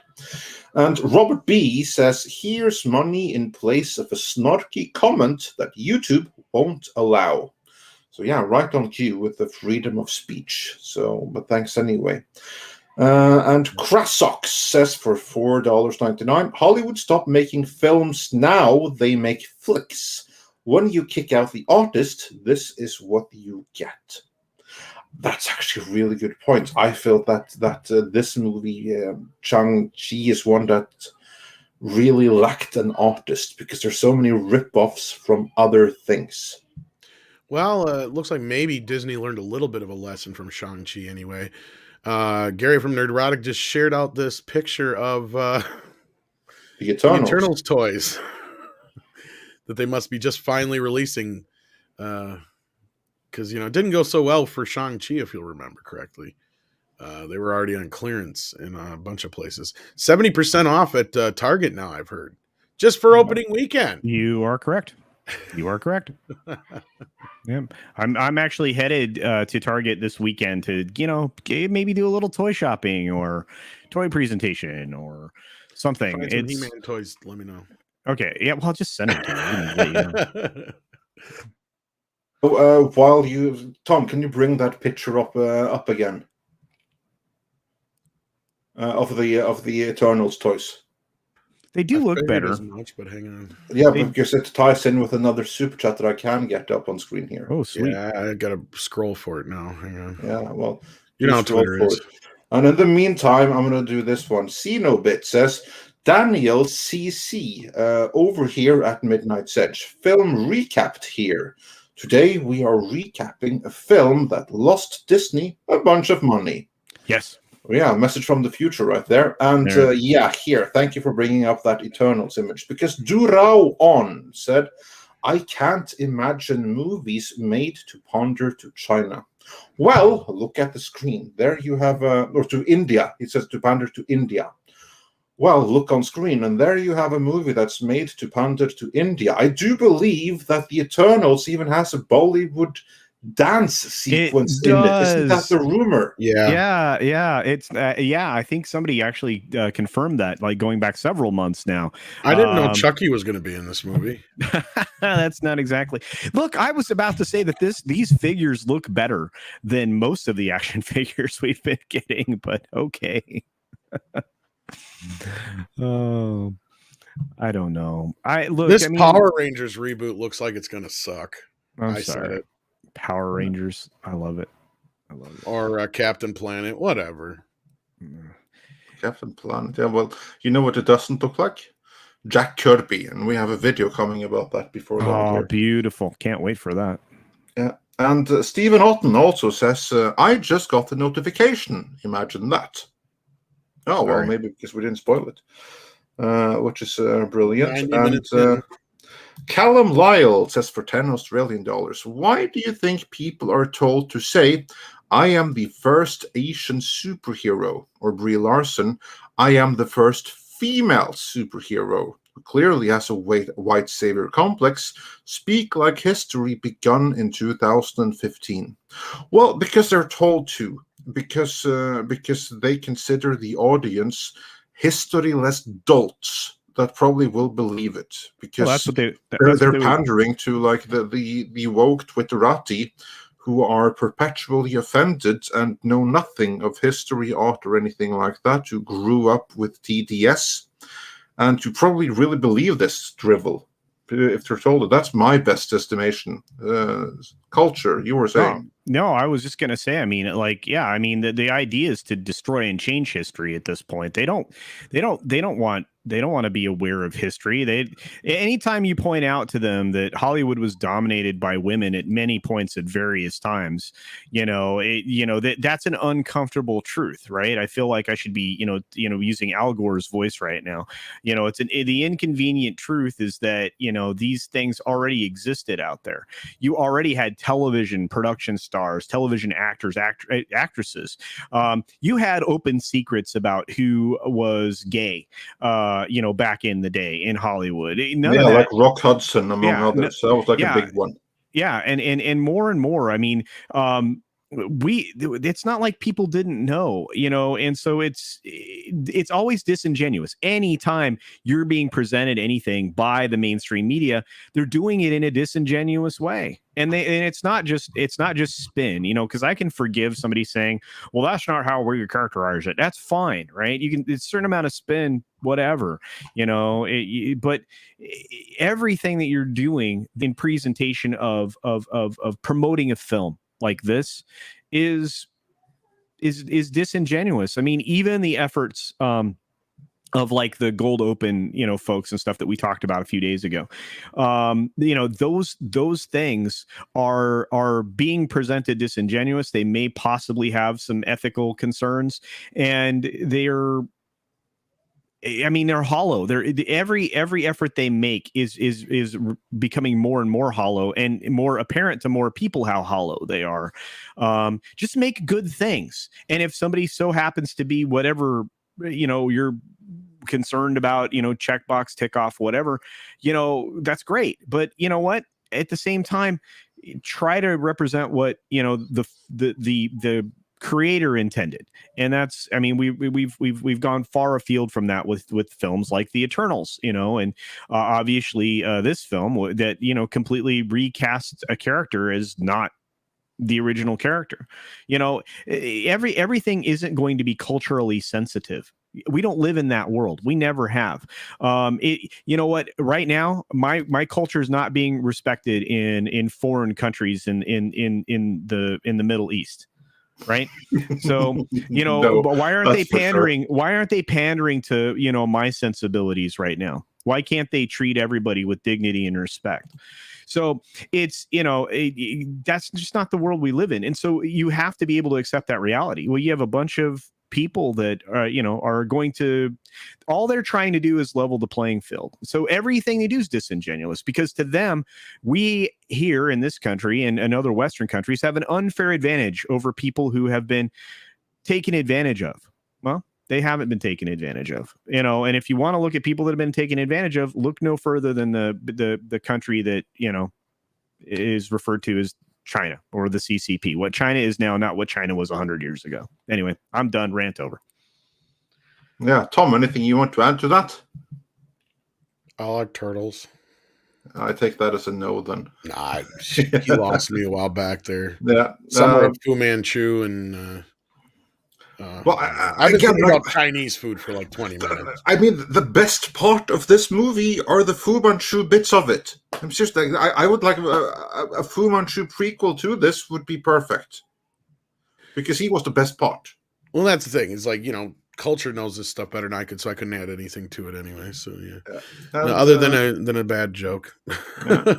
And Melvin Belliot says, "Good afternoon, Midnight's Edge crew. So Andre, are you saying that Shang-Chi wasn't a triumph? Was there no gift basket or a check that cleared?" No, we don't get those kinds of checks. And if we did, we would get them once and never again, because the movie still wouldn't be a triumph, no matter what was on that check or gift basket. Yeah, we've only had like what, twice I think we've ever been able to really see anything early. I don't know. And A couple of times. We'll get a new one with Dune here before long. And Kit Kat says for £5, China is off the menu. It's all India now. But Bollywood is in the way. And Indians only pay 45 cents per month for a streaming service. Bree better hope they don't find that damn movie. Well, maybe Hollywood should start catering to the domestic market first. I mean, I certainly liked American movies better when they did that. Well, but that's just my opinion. Yeah. Well, you're not alone. You're not alone in your opinion. My opinion as someone who is not American, because the way movies had a better chance of actually being good without the pandering. They did. And you know what? The Western audiences, all have the same kinds of values, which, they're trying to destroy. I don't want to go. The geopolitical stuff in this channel is not cool. So I'll be very careful and just say, there's a lot of reasons behind why you're being presented entertainment the way that you are. And I'll just leave it at that. So exactly. And Michael Miller says on that note, anyone miss America F? Yeah, this non-American absolutely misses that. I didn't appreciate it at the time, but that when I was young and stupid and didn't understand all the benefits that come with that attitude for everyone else. America, fuck yeah! There you go. Yeah. Come to save the motherfucking day, yeah. And as Mag says, onward to 1K likes. Yeah, do smash that like. And now I'm going to go back to some of these classic super chats again here, because we can regrettably only bring them up for so long. Daniel says for $10, thank you so much. Black Americans are a unique group who were unmoored from Africa, and Wakanda is an alluring fiction. Chinese Americans chose to leave China, and the Chinese obviously know their own culture. Moronic. Yeah, that's kind of like what I'm thinking too. Honestly, I'm stupid enough to think that crazy rich Asians probably did more for empowering Chinese Americans than Shang-Chi is ever going to. Interestingly enough, Andre, that film also benefited from a Golden Open effort. You mean similar to Black Panther, where you have like people that are like collecting money to pay the movie tickets instead of the studio giving away tickets? Exactly. Yeah. There was, in fact, they actually freely admit to that in a story that I haven't been able to find again. But yeah, it's out there. That they freely admitted to the fact that the film was. How would you put that, Tom? It benefited from financial contributions of the of this organization that guarantees these gold opens. I think you can find it. It might even be goldopen.com or whatever, but they're a charitable effort started by a businessman, and Crazy Asians is on the list of films that they wanted to hashtag gold open. And again, it's the same kind of efforts that were made around Black Panther and Captain Marvel, where they were giving away tickets. Organizations would buy tickets to give away to supposedly underserved communities and things like that. This is the same kind of effort. And they have some future films in the works too, where they're going to try to gold open as well. They actually on their website have it kind of outlined the things that they have helped and the things that they're going to help through these efforts, through this charitable stuff. So anyway, yeah. And then moving on with the classic super chat. Andre Medelski says for 100 chess corona. Hey guys, I'm sorry I'm late for the stream. That's all right. Life comes in the way. I was late too, if that's any comfort. Obvious question, I know, Andre, but tell me, is the movie a triumph? No, it isn't. And are the fight scenes as good as the raid as they say? Cheers from Jess. No, no, no, no, no, no, no. To talk about the fight scenes. Okay, let's do that. Let's, inspired by Andrei Medelsky, let us discuss the fight scenes in the movie. First, I want to hear from you guys. What kind of fight scenes would you like to see in the movie? Well, for me, Would you like to see the raid style fighting, or yeah. would you like to see the crouching tiger, hidden dragon style of fighting? I like the raid. I like the way that they choreograph. I like all that stuff. I also want like a little bit of the Jackie Chan stuff mixed in there, because honestly I really do believe that that's a style that a lot of people enjoy. But the fact that it's rapid fire, it's not overly edited. I like that kind of stuff. I don't know. The Crouching Tiger, Hidden Dragon stuff. I'm not as. I mean, I really enjoyed that particular film and it worked, but I would like to see something more like The Raid for sure. There's no doubt about it. Yeah. Tom, how about you? Tom is not there, so then I'll answer what's in the movie. Okay, for those that like the gritty, realistic, or more realistic, I should say, raid style fighting, this isn't the movie for you. This movie is filled with what Joe Rogan would call fake martial arts. It's all Crouching Tiger, Hidden Dragon all the time. It's all wire work. It's all this waving around, super complex kung fu acrobatics, and they made a point of it in the movie that it's like so much Wing Chun. And to those that follow martial arts in any way, Wing Chun is actually complete bullshit. It's nice acrobatics, but it's relatively worthless in terms of like actual fighting. And if you go into YouTube and you look for fake martial arts or something like that, every single time there is a fight between someone trained in Wing Chun versus someone trained in MMA or boxing or anything else. Typically, the guy doing Wing Chun hits the deck in like 10 seconds or something, because their whole style is about waving with the arms and protecting the center, and so they can protect against a left hook or something like that. And that's what's in this movie. It's like the romantic kind of martial arts, the fictional adventure martial arts that is completely useless in reality. That's all there is here. There's not one single nothing like The Raid, and there's also nothing like Jackie Chan. The closest thing you'll get to it is the fight scene on the bus, which is honestly the best fight scene in the whole movie. Apart from like the more beautiful one that's like dancing between Fu Manchu and his wife to be. Other than that, it's the bus scene. That's the closest thing you'll get to Jackie Chan. But even the most boring of Jackie Chan fights is better than anything seen in this movie from a pure like fight choreography point of view, if you ask me, my opinion. So, Cultured, does that make you more or less excited for the movie? Less excited. Yeah. Wow.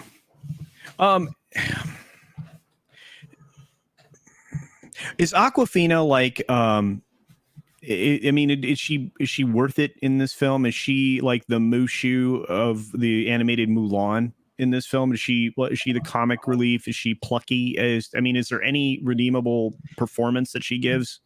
What's that chick in the Thor movies? She was also in WandaVision. Oh, that her name's Kat Dennings. Her name is Kat Dennings. Darcy, yeah. I think, in the films. Yeah, exactly. Yeah, okay. Yeah. Aquafina in this movie is Kat Dennings squared. Oh shit. All right. She was honestly my least favorite character in the whole movie. She was so annoying. Yeah, you know what, Andre, you're just bringing up my level of interest in this film, like consuming hot lead. So thanks. Oh well, hopefully I'll drive it down so much that when you do see the movie, you end up positively surprised. That's possible. Yeah, that's possible. That's it's been known to happen, haven't it? But Look, no, like that's what I mean. Like, to say something good though, the chemistry between her and Shang-Chi was good. So it's unbelievable that they're not actually an item, because they really should be. really. So it worked out between the two of them, Simulu and Aquafina. So that's Oh, I know interesting. nothing about them in reality, but like on screen, they had like no. I mean, from a they had like chemistry. they had good chemistry on screen. I thought so. That's cool. All right. Yeah, I thought so. See, you're finding good things. You said Yeah, a good but thing. that's what I say. I mean, this is not a bad movie. It's just a frustrating movie because there's a good part, there's a good part, there's a good part, and none of those parts mix together. Okay. I don't know. I didn't think I was going to be interested in this movie from the word from. Well, I that's not true. Originally, I might have been somewhat interested in this film. I'm like, okay, I like the prospect. I like the character. I remember, and then I started to hear the things. There's no Fu Manchu. They're recreating Fu Man. Oh wait, these are minor spoilers. Still, maybe. Yeah, it's fine. Go for it. Okay. They're recreating Fu Manchu as the new Mandarin. Is that what actually ends up? Okay, so and so everything that I had heard is here's actually the thing, that they basically make it clear that the Mandarin, that's just because the stupid American, he was too bigoted and too stupid to actually know the name of Wenwei and the name of the leader of the Ten Rings. So he just made up the Mandarin for the stupid white Western people who actually fell for it and became afraid of an actor portraying a character named after a fruit and a food dish. Well, Ben Kingsley is awesome. So he's great in this movie too. He's one of the best parts of this movie. Okay. Yeah, so that's good. So look forward to Ben Kingsley. He was great in it. And to double back again, he says, Andre, what, if anything, surprised you about the movie? I would just touch on it. Ben Kingsley. Ben Kingsley was I did not know that he was going to be in it. So that was a huge and pleasant surprise. Beyond that, I was also surprised by all of the mythological or the Chinese mythology creatures that suddenly come to life in it. I don't think it worked. I think it was really lame and stupid, so I'm surprised that they would do it. But yeah, that was a surprise. I did not expect that to happen. So yeah, like the inhabitants of Chinese Wakanda. That's probably what surprised me the most. Wow. Well, shoot. And Punit Shah wonders, Aquafina equals Richard Pryor in Superman 3. I liked Richard Pryor in Superman 3, so now I'm going to go with Kat Denning in Thor the Dark World, only on drugs. Because she was all that more intense. Wow. And her performance in the WandaVision show left me, less interested in her character overall. I actually do like Kat Dennings, and I don't mind her in those movies. Yeah. But this movie, Aquafina, and this made me sympathize with everyone else's feeling towards Kat Dennings' character. All right. Disappointing. I like her as an actress too, but it is what it is. Yeah, absolutely. And then we have a couple of more classic super chats here, so I'm going to go back to those. Diego Flores says, so it's basically an okay movie that has fun moments and then many lulls. Yes, That's exactly what it is. It's a movie that has many okay moments, but to me, and again, I can't stress this enough, what I didn't like about it, what prevents me from seeing the movie as a triumph, is that there are many individual good parts, no great parts, but there are many good parts. But those good parts, they are so tonally separate from one another that the movie as a whole just didn't work for me. I mean, you've all seen that scene from behind the scenes of Star Wars Episode 1, The Phantom Menace. It is referenced by Red Letter Media in their first Episode 1 takedown, where you have like where they're sitting and they're watching the movie for the first time, the rough cut. They're like all wondering what the hell happened, and the editor tries to explain that I don't know what to do here, because like you go through so many different sets of emotion and feelings. Now we need all these scenes, so we had to go to the stupid comedy crap, to the somber thing, to the celebration, and all within 1 minute. It's kind of like that in this movie. It's just like the things that individually are good, but when mixed together, I don't think they worked at all. Wow. And Prof. Gray 2 says, so is this a bad Captain America? No, is this a bad Captain America or a better Thor? I wouldn't put them in any of these things. I mean, I would put this movie in the same category as Black Panther and Captain Marvel, in that it's movies that are trying to be something more. They're trying to like cause a movement, but the movie itself is at best Ant-Man level. Wow. And Mexican Iron Man says for $4.99, is there another movie or two that we've seen in the past that you would say gave you the same feeling of a hodgepodge that's not good or bad? That's actually a really good question. I can't think of any top of my head. For me, I think Tomorrow War. I think it wasn't good and it wasn't bad. There were elements of it that I liked. There were elements of it I didn't like. So I personally will try to answer that question after I see the film Shang-Chi. Yeah. Do I feel like there's films like that? Yeah, certainly. And I think Tomorrow War, the recent one, with Chris, Chris Pratt.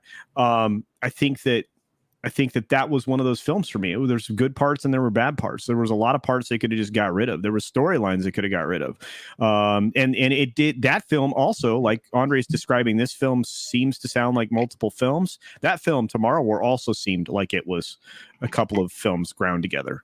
So maybe three. So yeah. So like I said, I'll take an in-depth look at it when after I've seen Shang-Chi and see if that's the case. But yeah, I think I think that's like a sound analysis. Yeah. And top of my head, I can't think of any other movies right now that are like such a mishmash of different things. Actually, kind of. The closest thing that I would say is like, not the original, but like the Charlie's Angels by McGee from like 20 years ago. Oh wow! Where the movie is kind of like a music video where you just have like a random set of scenes strung together. Yeah, but of course that was meant to be that, which this wasn't. Kind of like that a little bit. And again, like the individual parts, like the four different movies this is comprised of those 3 are good. But make a fan edit of all of them, and that's what this feels like. The end result isn't going to be all that great. Wow, that sounds amazing, though. I'm interested now. If I can get a hold of a digital copy of it, I'd love to see if I can cut out the different individual elements and like put them up shot for shot. That'd be really, really kind of fun. That would be a very interesting exercise. Yeah. We'll see. Maybe As I said, I would love to see a whole Fu Manchu movie. Well, in this image, I mean that's the better movie we didn't get here. Is the origin story of Fu Manchu. That's very disappointing. Yeah, and I will call Wenwei Fu Manchu because no matter what Marvel says, that's who he is. And Xenobit says, my favorite Shang-Chi character is Jack Burton. From Big Trouble in Little China. Oh, right. Yeah, I didn't catch that answer that right. I love it. Well done. Yeah. Well, I think my favorite in this movie is probably either the Ben Slattery character or maybe a Razor Fist. He was pretty cool. And then we have let's see. Then I just have to refresh because then we're caught up to the first batch of super chats here. Let's see if there are some others here that we can bring up on screen. 6 points out that chat, you are all divine, and I agree with that completely because we got to 1,000 likes. So thank you so much. And I would like to point out this stream, we actually see why liking and sharing helps because we started out shadow banned today. And now we're almost 1,300 watching. So, and D-Bud Martin also says, I just now got the live notification for this stream. Yeah, we were shadow banned for a while there, and I think we overcome it thanks to you guys watching, liking, helping, and sharing. I think that's why we now people are starting to get the notifications. All right, now it's time to spoil the fuck out of the movie. Yeah, just in time for that. I'm not just in time for I really don't care. I mean, seriously. Yeah, well, we'll get into that. So I'm going to do some more super chats so that the people that send some super chats and want to bow out can do that before we get into like real we've done the setup for the movie, so you know the gist of it. Now the rest is really just like more an execution and the detail with that. But catching up to where we were, then we have Motolicious, who says for $5, I know I crashed the Titanic into the iceberg, but look at the success rate of the lifeboats. It's over 78%. Quote by a certain doofus who's currently in the White House. And Mecha J says for $5, the Eternals is looking to be the next Inhumans. And we all remember how much of the train wreck that turned out to be. No, I blocked it from my memory. Well, I'm looking forward to it already. But right now, we're gonna revel with Shang-Chi for a while, just getting warmed up. And let's watch. Said, I'm super late. Didn't get notified. You are among many others. Anyway, excited to see Shang-Chi this weekend. I'll let you guys know my review after I see it. Have a good day, guys. Oh, thank you. Oh, cool. Do let us know, and I do genuinely hope that you will enjoy the movie. Like, I want everyone to be able to enjoy the movie. Just because I didn't, I'll be very happy to be a contrarian and say that this was no triumph. But honestly, I feel like many are going to be of that opinion once they see the movie itself. Because for those that say it's a triumph, I wonder what movie they were watching. It's probably one of the 4 movies that I saw this being mishmashed off together, but the 4 of them together was no triumph. And then we had, let's see, Xenobit says for $5, they are the first woman or minority because they have a memory like Drew Barrymore in 50 First Dates. I should call it 50 First Minorities. Yeah, that's actually a good point. Like history begun in 2016 with an orange man taking office, and before then there was like a golden age, but since then it's just been horrendous according to these people. Michael Miller says, let's make hentai the next $1 billion franchise. Well, not if Not if Hollywood can do something about it. But yeah.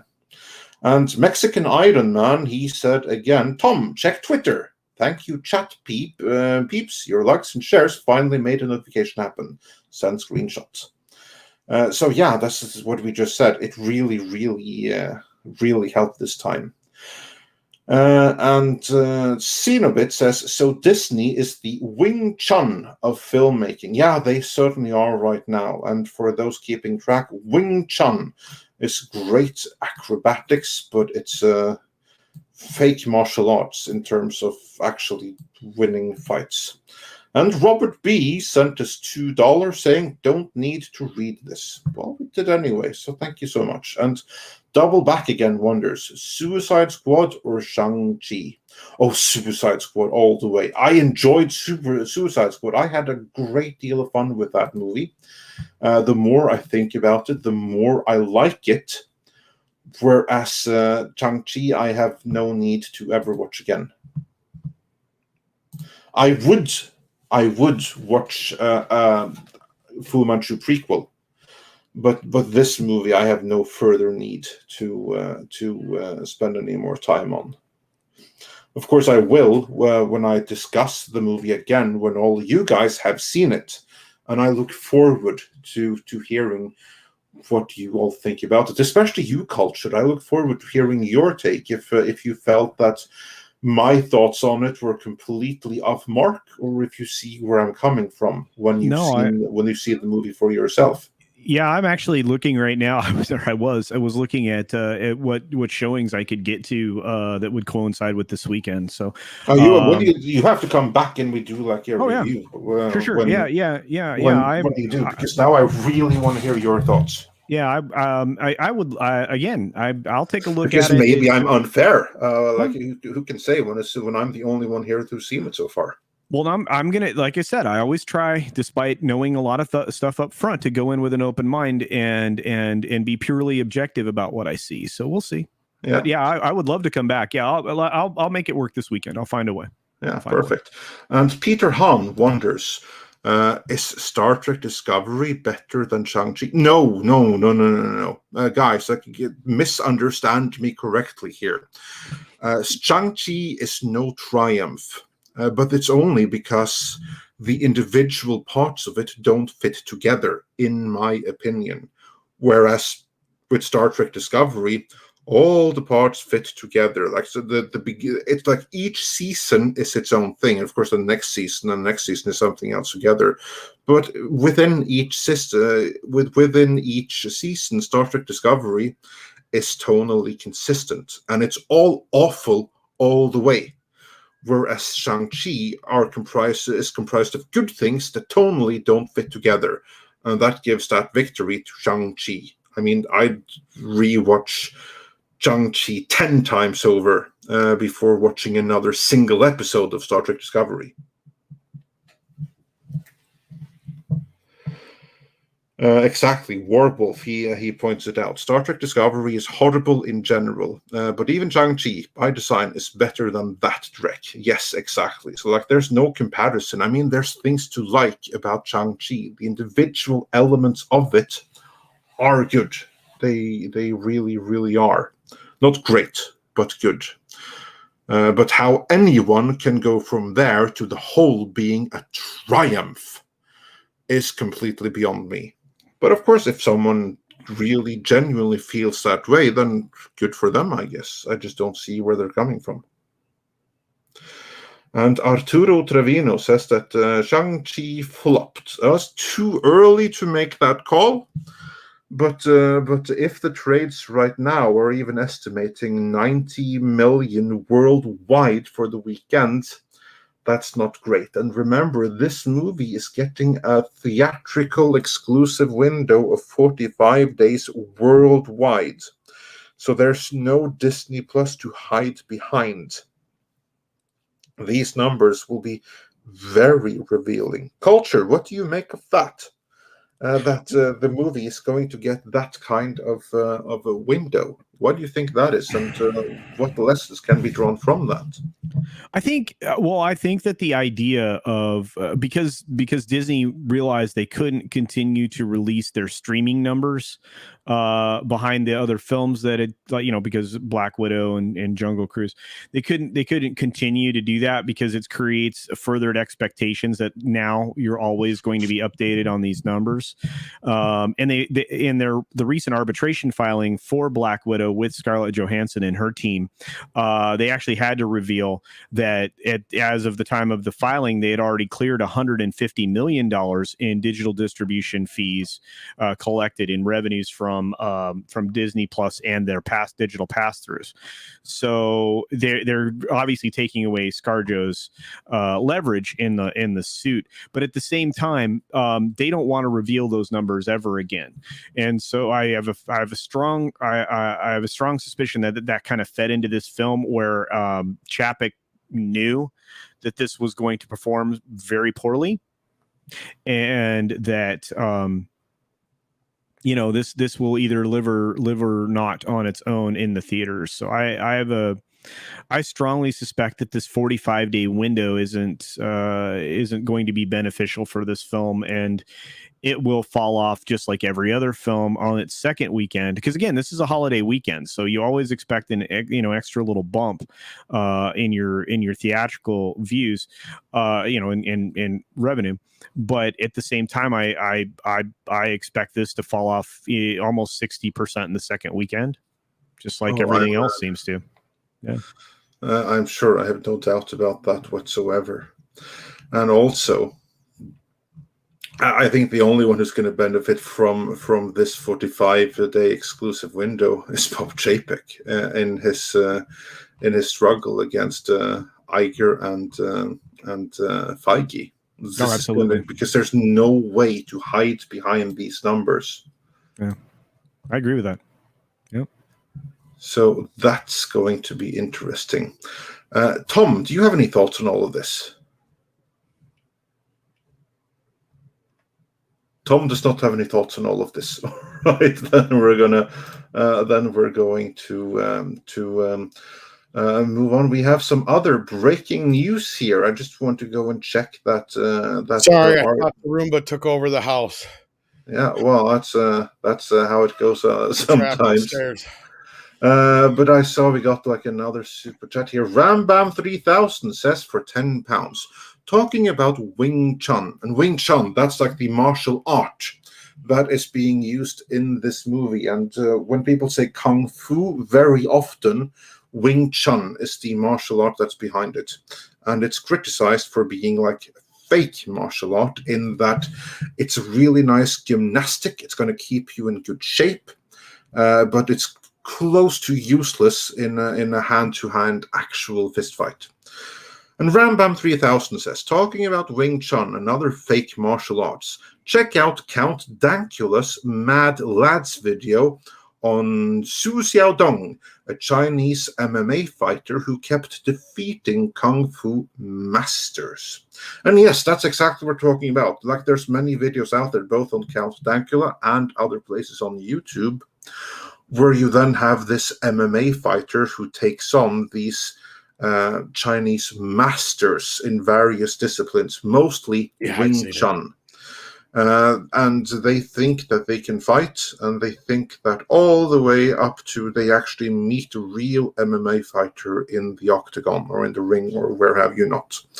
Then they get a very brief and brutal meetup with reality, followed by an even more brutal meetup with the ground. Well, that's where Bruce Lee figured out that, a specific martial art is really only effective against somebody who knows the same thing. Exactly, and that's what he did. Like, that's why Bruce Lee, he did like the first. Yeah. He did the first MMA because he kind of like realized, like, I think that he came from like Wing Chun first, and then he realized that, well, this stuff, it really only works if you are fighting an opponent who uses the exact same style and who will follow the exact same rules of that style. So then you can block a motion because you know that now he's going to throw this move and we can block this particular move this way. But if it doesn't strictly adhere to that whole style becomes quickly irrelevant. Yeah, his argument that he made, if you can actually see a recreation of the scene in Dragon where he's arguing that having all these fixed positions was a problem with the way that they were engaging in combat, and he recreate that scene's recreated in Dragon where he's lecturing these people and then goes on to demonstrate in a fight. And he faces the that's person. where he adopted like the dancing of a boxer. It's really that film, that film, even though it's not 1,000% accurate and has a lot of woo-woo in it, it's a really good film, and it's very well acted. I really enjoyed that. Yeah. And Reservoir Frog is right. Cliff Booth could beat up Shang-Chi. Yeah. And also, to go back to Bruce Lee, I think that's actually one thing that almost offended me with the movie. That this is the movie that pretends to be like this cultural movement and something that's never happened before. And I failed to spot any references to Bruce Lee in it. And you know what Bruce Lee also was among all of the other things he had going for him? He had a little bit of humility as well. As in, he himself did not necessarily think that he was invincible. Oh, he knew he was good, and he was. But at one occasion, he was, and the video of this is actually on YouTube somewhere. He was asked by an interviewer, who would win in a fight, you or Muhammad Ali? And then Bruce Lee said, like, you've seen Muhammad Ali, you've seen how big he is. Now look at my hand, look at my tiny Chinese hand. If I were to go head to him in a real fight, he would kill me. So like he had like no illusions that he was like some superhuman with superpowers who could like go and jump in the trees and be fighting up there with the birds or anything. Like he was so good in his fighting because he knew what he could not do and how to use his strengths to their maximum advantage. And that's something that you don't have in this movie, where it's full on fake martial arts all the way, where the fight scenes are literally them dancing with each other. And this is something that's made very clear in the fight scenes, that if like one person goes away from the choreography, you have no way to block against it. Not saying that's a good thing, but that's how it is. And Commander Ed Straker of Shadow says, please, Andre. I guess he means say it. Star Trek diarrhea. Well, yeah, I hope that makes you happy. I'm not happy about thinking that we'll be getting more of it. But speaking of which, just like, is Lower Decks done yet? Because I haven't seen any of it. I don't know. All I know is that I agreed to suffer with Polly watching Picard season 1.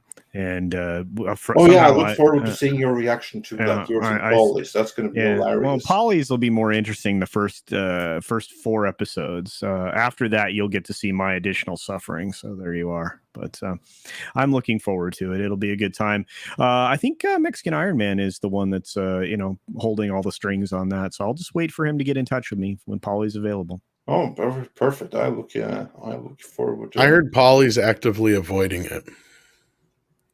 He's actually he's asked me all about the Geneva Convention shit again, and it's like, yeah. I hate it when like the underlings do that. I know that pesky Geneva Convention, I was hoping you guys hadn't heard about that. I mean, I tried to and we got away with it for so long. I tried with the whole diplomatic immunity thing because you're like from Latveria, but he didn't buy it. Wow. Exactly. But yeah. But I think we're soon going to round out the talk about Shang-Chi. So before we go out and briefly look into other news that have broken recently, do anyone have any heavy spoiler questions about Shang-Chi that they are determined to find All right, out sooner rather everybody, than later? plug your ears while Culture raises his hands with spoiler talk for a few seconds. I got Yeah. one. Couple of minutes of spoiler talk. So raise your hand, Culture. Okay.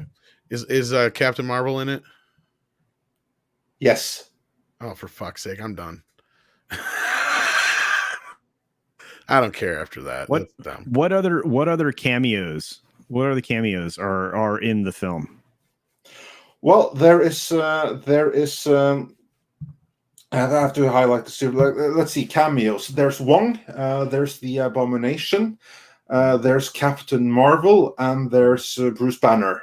Let's see, is that it? Yeah, I think that's it. Oh, and there's also Trevor Slattery. I guess he counts. Those are the ones. Bruce Banner, as in Mark Ruffalo's Bruce Mark Banner. Ruffalo's Bruce Banner, Okay. and he's no longer the Hulk. He's back to being Bruce Banner. And is there any reference to Abomination being played by Tim Roth? None whatsoever. Okay. All right. I mean, do they explain how he became Bruce Banner again? By Tim Roth, or if it's just someone else, you can't really say. He has like one line or something like that, and you can't really tell. Yeah, complete waste of Abomination. He looks good though. I appreciated how he looks with the ear and the right skin and everything like that. Okay. Do they explain why he's not the Hulk anymore? And is his arm still fucked up? His arm, you only see him and Captain Marvel in the post-credit scene. His arm is implied to be fucked up because he still wears the arm in a sling. However, it looked pretty normal to me. Script Doctor asks, is there an Eagles song used in the movie or end credits? Hotel California. Are you shitting me? They ditched out. They pulled out the money for that. Holy crap! It's referenced in the movie on multiple occasions. Is it actually the Eagles version though? Yeah, I think so. Yeah. Oh wow! They actually paid for it. That's surprising.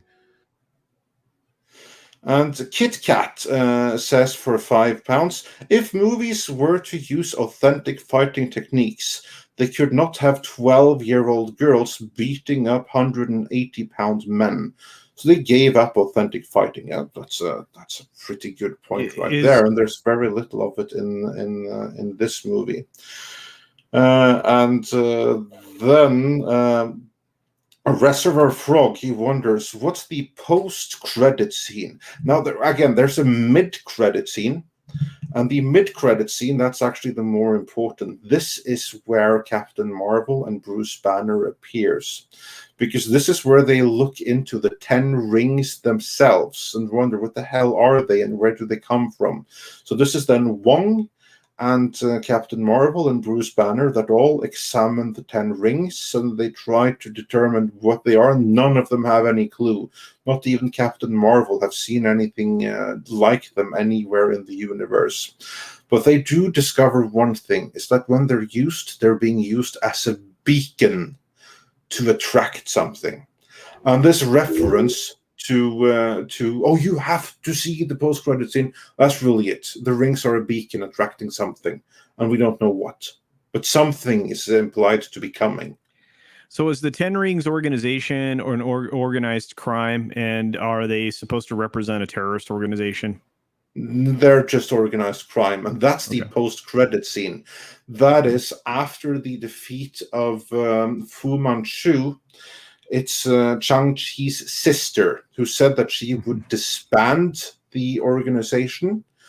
Instead, she takes it over and she continues running it. She just gives it a makeover and tags herself all over the compound and stuff like that. And then we get like the tease. The 10 Rings will return, presumably as a Disney Plus series. So that's the announcement that is sure to come. So that's like the Disney Plus plugin right there. I think. And to answer the chat's questions, my hands are up while we're doing spoilers. So there's a visual cue. So because Tom said, honestly, I got the thing saying spoilers now, so you could probably put your hands down. Oh, yeah. Okay. Yeah. But so anybody who And just started listening again, we're still doing spoilers till the banner goes down. So, yeah, so and Forrest Hunter can put his Andrew hands down. Fairbox wonders, is Ben Kingsley in this? Yes, he is, and he's one of the better parts of the movie. Ben Kingsley's awesome. Yeah. Yeah. I And actually thought and Roof Korean says that his super chat got suppressed. I didn't see anything from you. I'm going to go double check that right away. Yeah. See if we missed something. Somebody else, yeah, Robert B, I think said early. Now he got a super chat through. Thank you, Robert B. But I remember seeing you saying earlier your super chat didn't go through either. So, yeah. I just got the alert here a little bit ago. So Yeah, and no, Roof Korean, we got your super chat. It just came after we got into the spoilers. So I haven't gotten to it yet.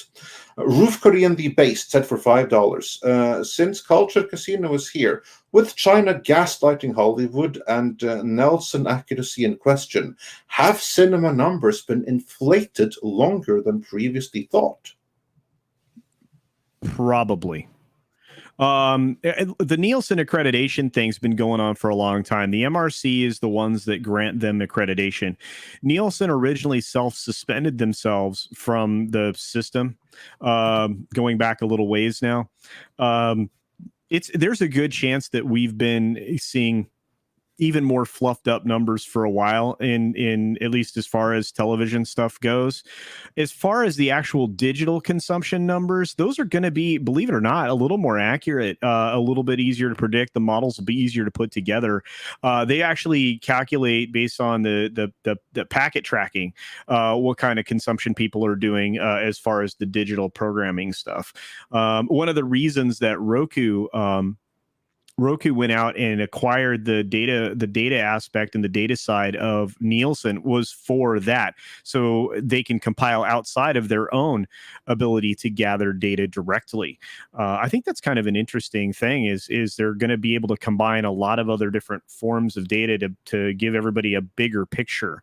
And one of the reasons that they're doing that, and one of the reasons that Samba's interested in doing that, is because they want to be able to say to studios, television networks, etc., that we can legitimately track and report how many people are watching X program at X time, so that we can sell advertising, and you can also utilize us to sell advertising, because our numbers are going to be reliable.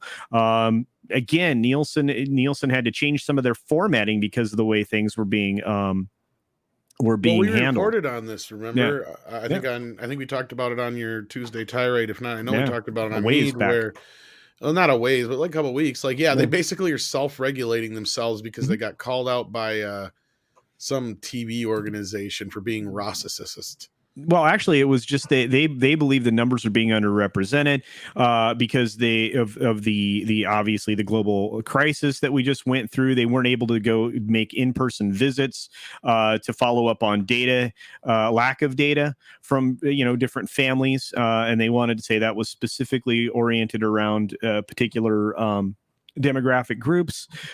Nobody has any evidence of that, at least of all the people who were making those claims. But of course, the people that have been attacking them are the people who represent the advertisers, that want to sell advertising via the networks, to products, product companies that want to advertise their stuff. And that was a long way to get around to saying what I wanted to say, but to advertisers. So it's just it's been going on for a bit. It got worse and worse over a few months. I think one of the other people to cover this going back a month or two ago was Clownfish TV, way before it started to get to this point. Nielsen self-suspended, as Tom and I talked about, a couple of weeks. I think it was here, to be honest with you. And then we went and moved. And then they went and moved forward with their own self-suspension, and from there, obviously their accreditation's also suspended by the MRC. So it doesn't really matter. Essentially, you're still getting ratings from Nielsen because there's no really quality, viable alternative, regardless of what the I forget what they're called. Tom, the organization that actually went after them, but it was some TV organization. I'm trying to remember here. Maybe it says in here. Yeah, but industry it just says industry organization here. Yeah. I can't remember what it was actually called. Yeah, but we found it in that one original article. And we're like, oh, that's funny. But so basically, like the short version is that do you think this is more impacted by the fact that they are really underrepresenting or misrepresenting certain ratings, or is it just that Nielsen isn't nearly as important as it used to be now in the day and age of streaming? I think it's both of those things, but I think it's also that you can still get a good model out of a smaller sample size, because that's the complaint here that they were having, is that particular sample size, because the demographic breakdown of age and age and consumption, you don't need a lot else. I mean, that's naturally the way they've been doing Nielsen forever, is represented pretty evenly across the board. Demographically speaking, could there have been a little bit here and there that could have been overrepresented, underrepresented? Quite possibly. But again, I mean, that's not the only way they go about getting, all their ratings data. So but you're right. They're becoming less important, and now we're going to be able to digitally track most consumption. I won't say everybody's consumption, but most consumption, and model from there. And I mean, it's already being done. I mean, that's what Samba's doing. I mean, they're saying, okay, we can confirm X number of people watch this. Roku does the same thing on their side. You get a pretty good idea of how many people did it. And you know what? Those numbers seem to line up pretty well with what Disney reported for Black Widow. If you want a specific, you can line up what Samba was reporting for the opening weekend consumption of Black Widow on streaming, and you can correlate from there approximately how much Roku did, and you combine those numbers together and they kind of show exactly what Disney was telling you, which is also odd in my opinion, but it was pretty close. Yeah, there you go. All right, so then going back Some other news. To spoilers first, because there were some more questions here. Okay, Michael Miller said, hang on, let me get the spoiler banner on. Yeah, should this movie have been Iron Fist? I have to say, I am not familiar enough with either the Iron Fist or the Shang-Chi comics that I'm able to make that comment. If it was like more similar to the source material or what, but I will say that one reminded me very much of the other. And the 10 Rings even reminded me of, like, what was it, like the Foot Clan? No, that's Turtles. The Hand. The 10 Rings reminded me of the Hand. Really did. Wow. From Iron Fist, then, yeah. Interesting. Yeah. So, and Andrew Fairbanks wondered, is Ben Kingsley in this? And yeah, he is, and he was really, really good. And I saw someone else wonder, but is he the Mandarin? Oh, he's the actor that played the Mandarin in Iron Man 3. Max wonders, another Disney Plus show? Well, presumably the 10 Rings will be a Disney Plus spin-off show, as of yet unannounced. But that's because the movie has not yet opened in the US. Yeah. But the 10 Rings, the organization, not the actual rings, but the organization named after them, now headed by Shang-Chi's sister, the daughter of Fu Manchu, will either get a movie spin-off or a Disney Plus spin-off. Most likely, so she's actually the daughter of Fu Manchu, or just that character that you're calling? Just that character. I mean, I call him she's the daughter of the character that in the comics originally was Fu Manchu. I call him Fu Manchu because that's who the character clearly is. Okay, well, Robert B was trying to send a regular super chat, but I'm thinking the problem was YouTube doesn't like certain phrases and words sometimes if you try and put them in a super chat. So whatever you're trying to say, Robert, just go ahead and send it in the chat and we'll address it. I see you said you didn't have a question, but no, we don't want to never mind you. It's obviously you had something to say that you wanted to say, and we appreciate the support. So exactly. So yeah, go ahead and say it, and we'll just highlight it because YouTube does that, man. It's really weird. I've had a situation where it wouldn't even let me put like white man together. Like, it was crazy. Like, there's just sometimes it's stupid phrases it won't let you put together. Sometimes it's specific words, obvious words, of course. But I mean, sometimes ones you wouldn't even think of. It just won't let you. But yeah, thank you for the support, Robert. And we definitely want to hear what you have to say. So yeah, don't let YouTube try and keep you down, man. Because they're already doing enough to keep us down. And Sasquatch Bill wonders, wait, is it Larson Captain Marvel? Yes, it's Brie Larson Captain Marvel. Brie Larson is in the movie, in the post-credit scene, or the mid-credit scene, but yes.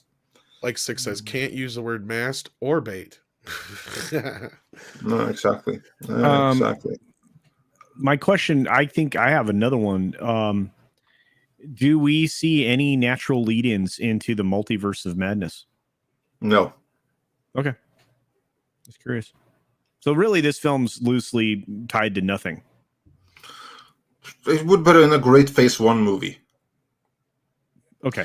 The only thing where it ties into the bigger scheme of things is that it sets up things to come later.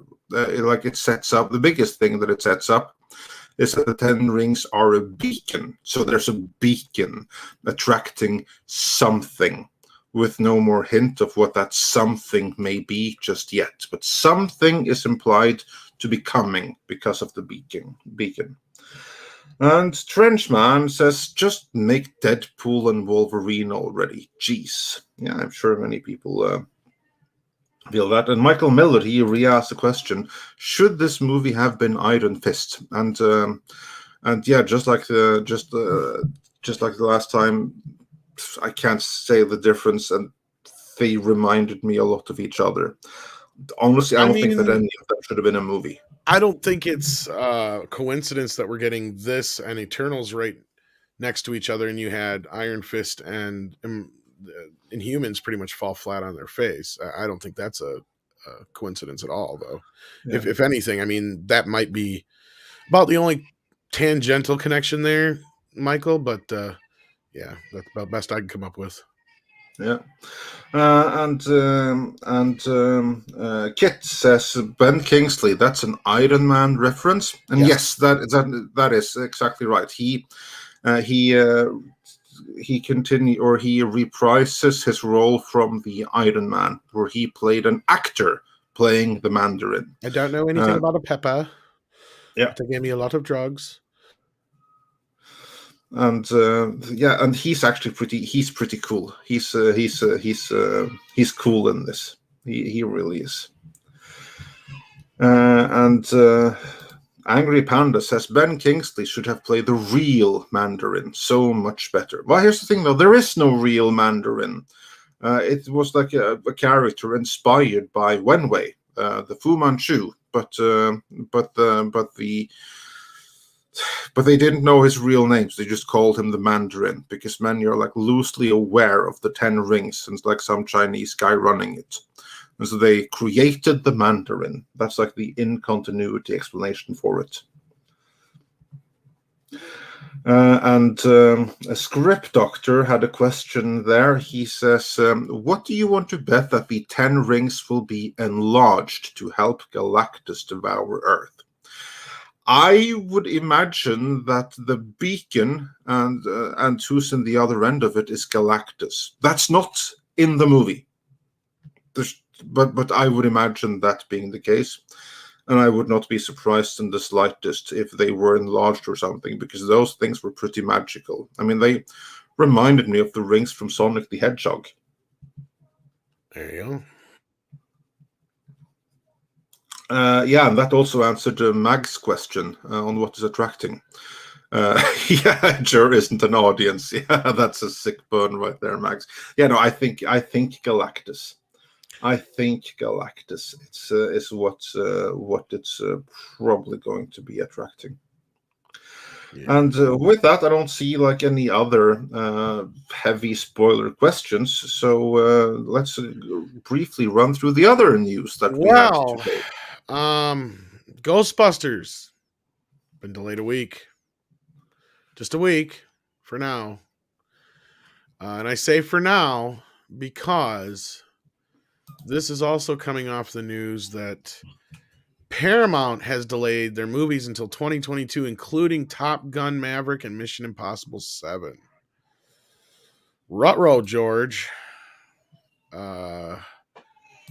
Yeah, now it looks like it will open on May 27th, 2022. That is Top Gun 2 will. And Mission Impossible won't debut until September 30th. So Top Gun will take its original spot. Yeah. So, and of course, you can imagine the reasoning for the delay. We don't need to say it. Pretty much, we all know why. So yeah, hopefully, you weren't really looking forward to either of those films because now you got to wait a little while. I kind of was, but I've gotten so used to waiting. It's like, whatever. There was something else that disappointed me and much more, though. Venom got its rating, apparently. Yeah, it did. It's now a PG-13, Yeah, so we're not getting an which R-rated. surprises no one, but then we really got it confirmed that they're not going to go all out, and I just find that tremendously disappointing. Now I'm curious, Culture, are you back yet? No, okay, he had to step out for a minute. Do you think even though Ghostbusters has only been delayed a week now, that's going to stick?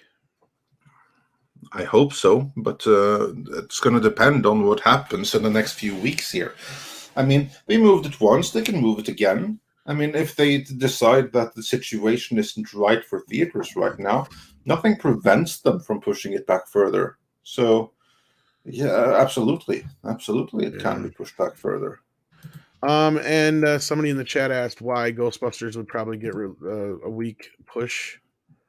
That's a good question. Other than maybe they're hoping a week will make a difference.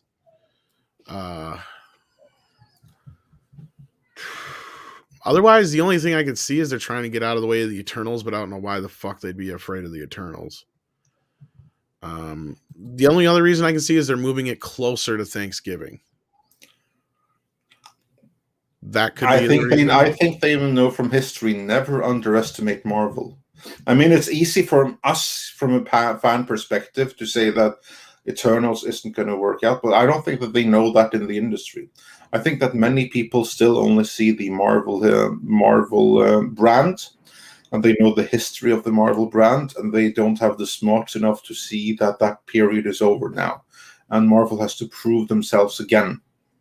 I think that some people obviously realize that, but not all the people that need to know. So in this case, actually, 6, it would be away from Halloween because it doesn't open until November to begin with, and now it's pushed back a week, which now it will open the week of Thanksgiving. So honestly, I think it's both, Andre. I think it's one to avoid the Eternals just in case, and the other is you put it off a week till Thanksgiving, they get that extra holiday. Yeah. Yeah, they get a 5-day. They get a 5-day out of that if they do it that way. Smart. So it's not a dumb move altogether. I mean, and again, I've said it. They have zero reason to get this movie out in a rush. Like I wouldn't be surprised if it doesn't get delayed again because they have not really done any real push as far as marketing yet for Ghostbusters. It's been just the trailer, which doesn't cost them nearly as much to put out as the other kind of marketing. Like they held back on all the other marketing. The only things that got out on the market were like just some of the toys, and that wasn't even the movie toys. It was just the real Ghostbuster ones and the cereal. Because the cereal obviously only had a shelf life of whatever. So like, I'm sure they had to get that shit out. Other than that, I think they've been pretty good. Ivan, has the movie toys been brought out yet? Because I haven't seen the movie toys. I've seen the classic real Ghostbuster toys. But not the new ones that were leaked online a couple weeks ago.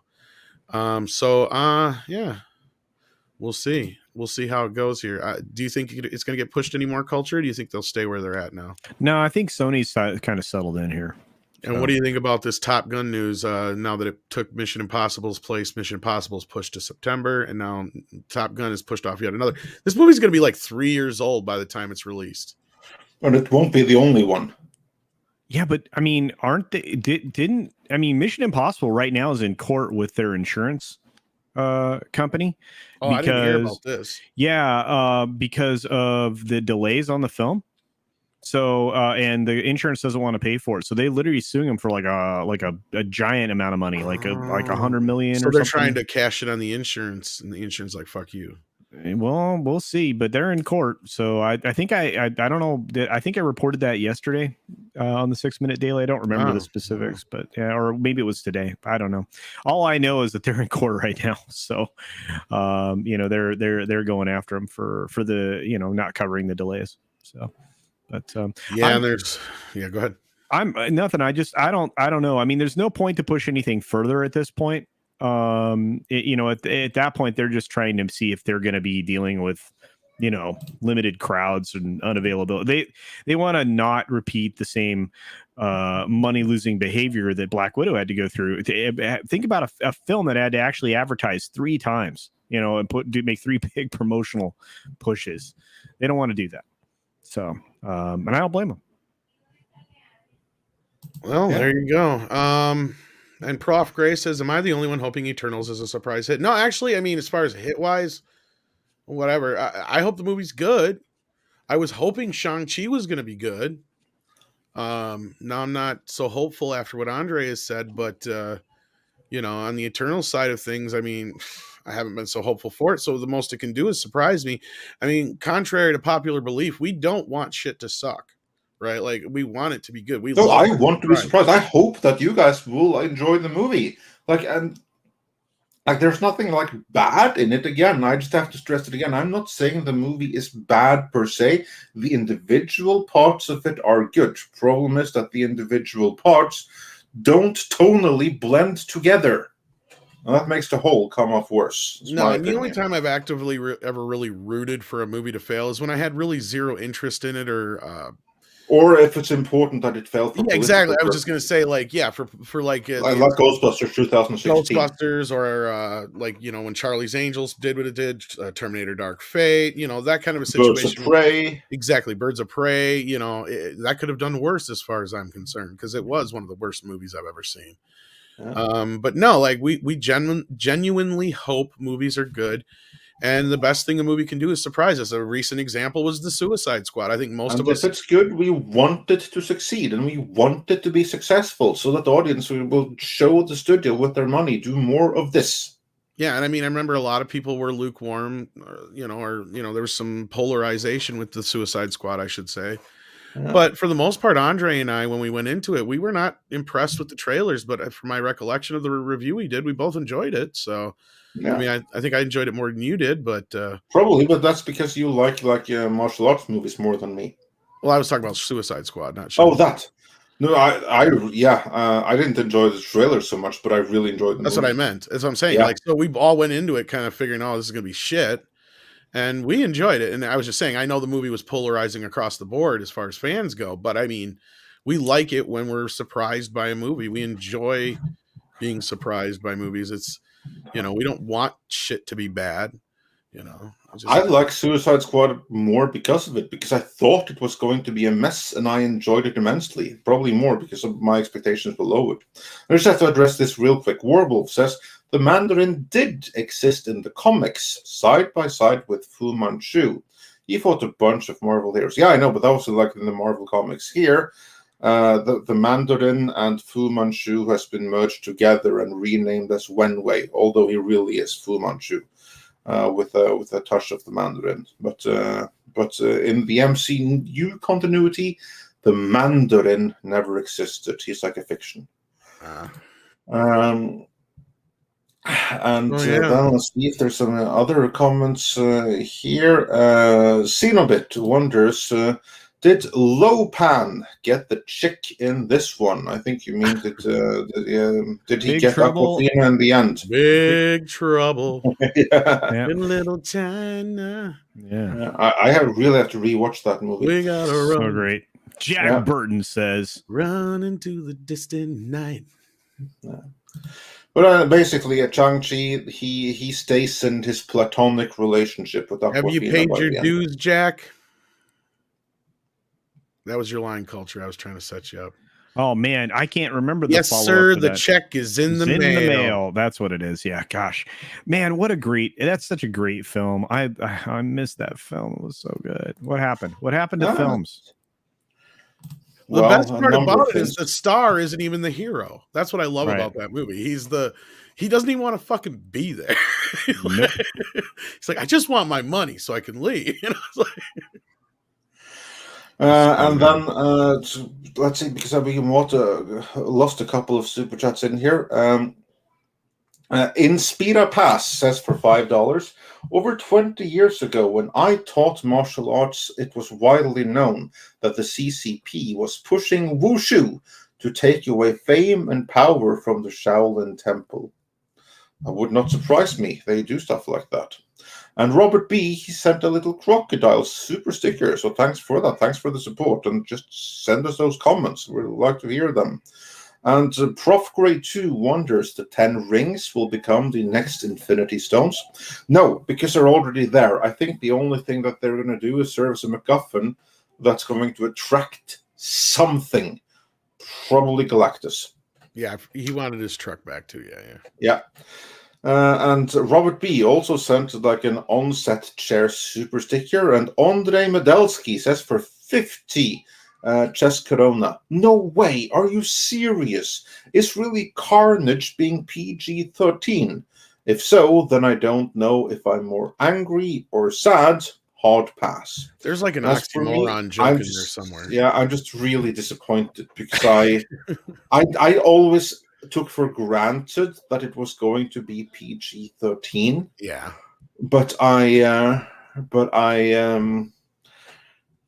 hoped that it would be R. I really hope so, because this, honestly, Venom and Carnage is the superhero movie I look the most forward to right now. And yeah, I'm a big fan of Culture Cristino's new picture with a real Fu Manchu. I thought I'd fix that real quick. Yeah.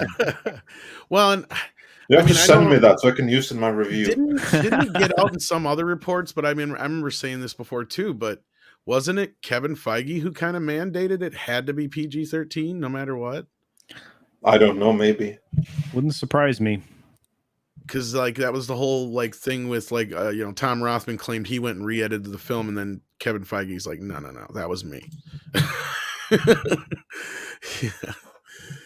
And because I had said something about like I have a feeling that the first one's going to be PG-13 anyway, but like yeah. So I think Warwolf had a question here concerning the film. Says, so I just want to know when we're getting Fin Fang Foom and crew. Seriously, he's an alien dragon, and his people made the damn rings in the first place. Well, is he alluded to or talked about at all in the film? There are, okay, here's like the thing. I only know this part of the comic so well. There are 2 huge dragons fighting it out in the end there. I'm going to look out what Fin Fang Foom looks like right now, because that could have been one of them. Let's see. What do you call the animal? Fin Fang Foom? Yeah, it's that damned rings. What he looks like. All I know is that the Axel Braun parody of this is going to be full of cock rings. Yeah. Well, there's a big green dragon that's like the main Lovecraftian monster towards the end. Maybe that's Fin Fang Foom. That could be. That's a huge green dragon monster. I think it's a dragon. Yeah, and Rucko put that in the chat. So yeah. Yeah. So then, probably he's in the movie. I just don't know the comics well enough to recognize him as that. There you go. Yeah. Inspiria Pads. There we go. Says Andre, what is your opinion on Death Dealer as a villain? Andy Lay from the channel Marshall Club played that part. They did an awesome Avengers spoof. When you say Death Dealer, do you mean Death Dealer as in Frank Frazetta's Death Dealer? Because if so, he looks awesome, but I don't see the connection between that and Andy Lay. An Avengers spoof, I don't instantly see the connection there. But Frank Frazetta's Death Dealer, he looks amazing. And at some point there was talk of like making a movie, but it never happened. So yeah. And if there's another Death Dealer, then I'm not aware of him. And did the Blob of Green have purple shorts? The Blob of Green did not have any purple shorts that I could see. But again, it was difficult to make out. And Robert B just firing in super stickers. Thank you so much, buddy. I know you're having issues with the super chat side of things, but we appreciate the support, and thank you so much for listening. And speaking of, I think we have some other classic super chats left over, don't we? Or are we all caught up? I think we're mostly caught up. I'm going to do an extra double check here, but I think we are mostly caught up.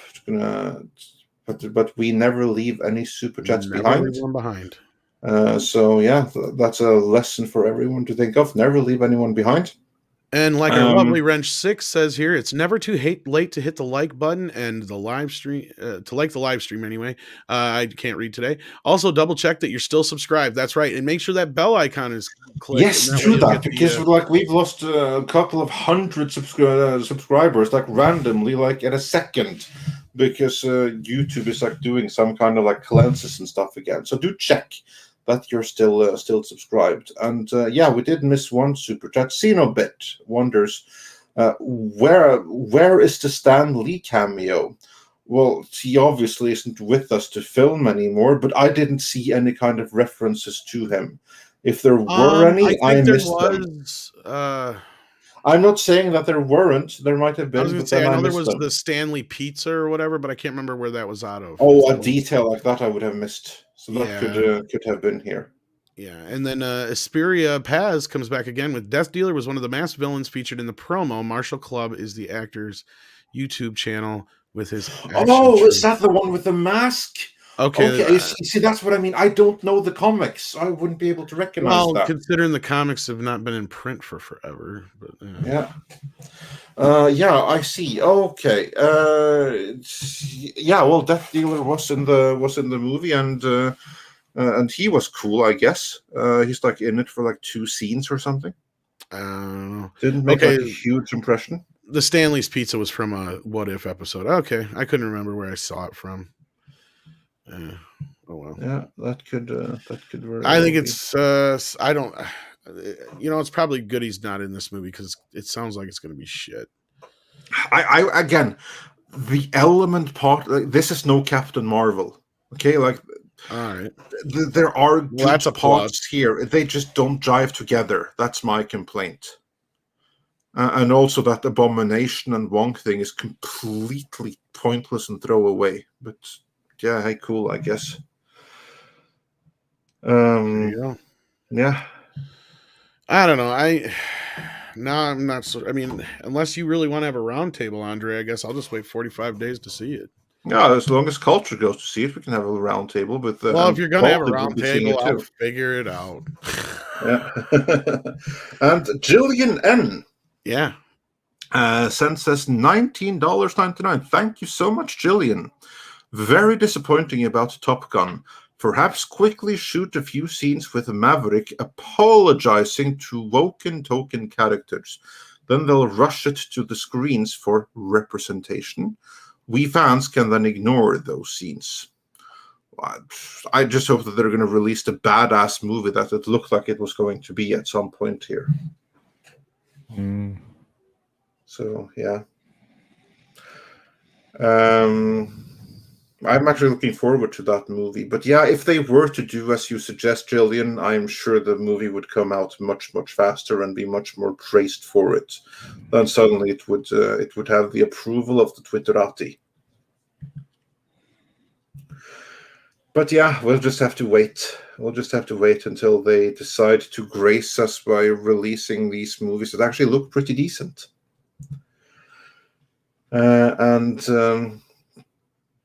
Pete then Cut wonders, Andre, do you mean it feels like a really long trailer? That's yeah, kind of. And when you see the movie by the end, it's like kind of like obvious that the real takeaway here is, again, it's just teasing that something is going to come a long time down the line. Now, when I think back on the movie, there wasn't like a huge point to it, was there? It's like an intro like story. Captain It's like a Phase 1 movie that just came way too late. Yeah. I just, you know, what sucks. I was kind of looking forward to this movie. I was hoping it was going to be decent. I was hoping you can come back and be like, yeah, it wasn't that bad. You know, like. Well, it wasn't that bad. It was just a total mess. Well, that doesn't help. Like because I'll say that it wasn't that bad. There were good parts, but I will always add, but it was a total mess because the good parts didn't fit together with the other good parts. And that's my complaint with it. That prevents it from being a triumph. The only ones who consider it a triumph are those that think so for very local political purposes. I submit. That's a part of the reason. That probably says more about where in LA they are than anything else, because I very much doubt anyone outside of LA would refer to this as a triumph in any way. Mm-hmm. Well, I mean, and again, I mean, it's really easy if somebody hands you a press sheet, to just read your talking points and regurgitate them. I mean, anything that's being said about these... but even without it, I'm sure that many people can genuinely like the movie. So I'm not going to say anything bad about anyone for liking it. No. And if someone really considers it a triumph, then by all means, they have the right to think that. Lord knows why they would think that, but I'm sure that quite a few people that use the term a triumph, just like they did with Captain Marvel and stuff, maybe in the press kits. I don't know. Yeah, I don't know. I know that those swag bags are always very appealing. They have some great stuff in them. No, I wouldn't know. Never gotten one. And on that note, also wouldn't want one. No. Ooh, that was an audio cue. Well, actually, I have Tom Cruise's response to the films being delayed. I have an idea what it might be. Because they believe in us and what we're doing. I'm on the phone with every studio at night. Insurance companies. Producers. And they're looking at us and using us to make their movies. We are creating thousands of jobs. He's pissed. No, actually, I brought this up because of the story that Culture brought to our attention. Don't do it, you're fired. And I see you do it again, you're gone. Paramount sues insurance company over the $100 million policy payout or lack thereof. So you wonder now, was that rant part of the insurance deal? What do you think, Culture?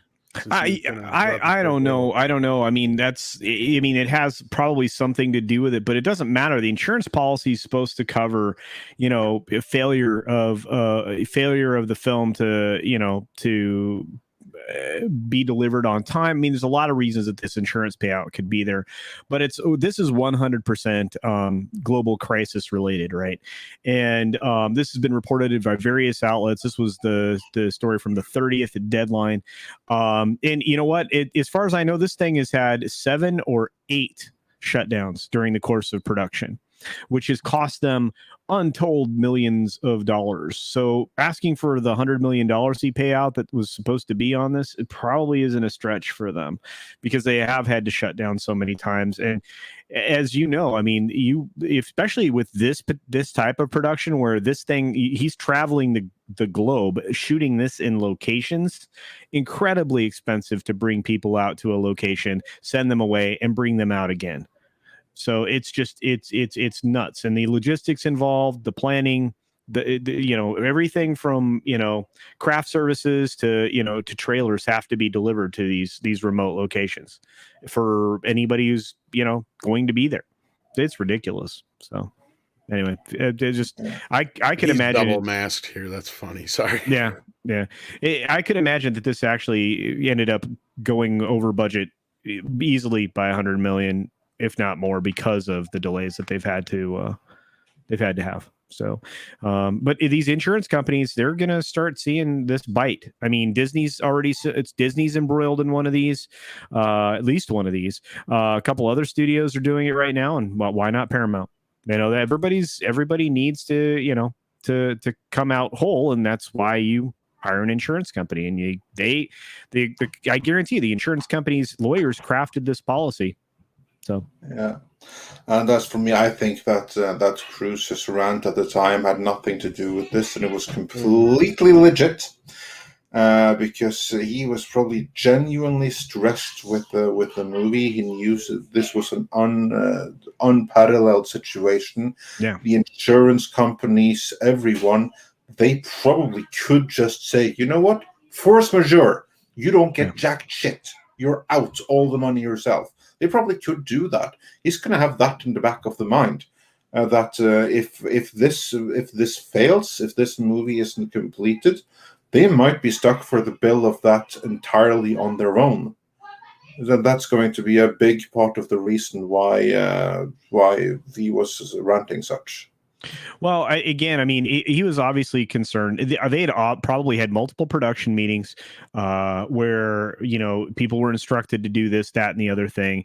And at the point in time when that rant was going off, the extent to which, there were global issues going on at the time that were creating additional pressures and stress around that production.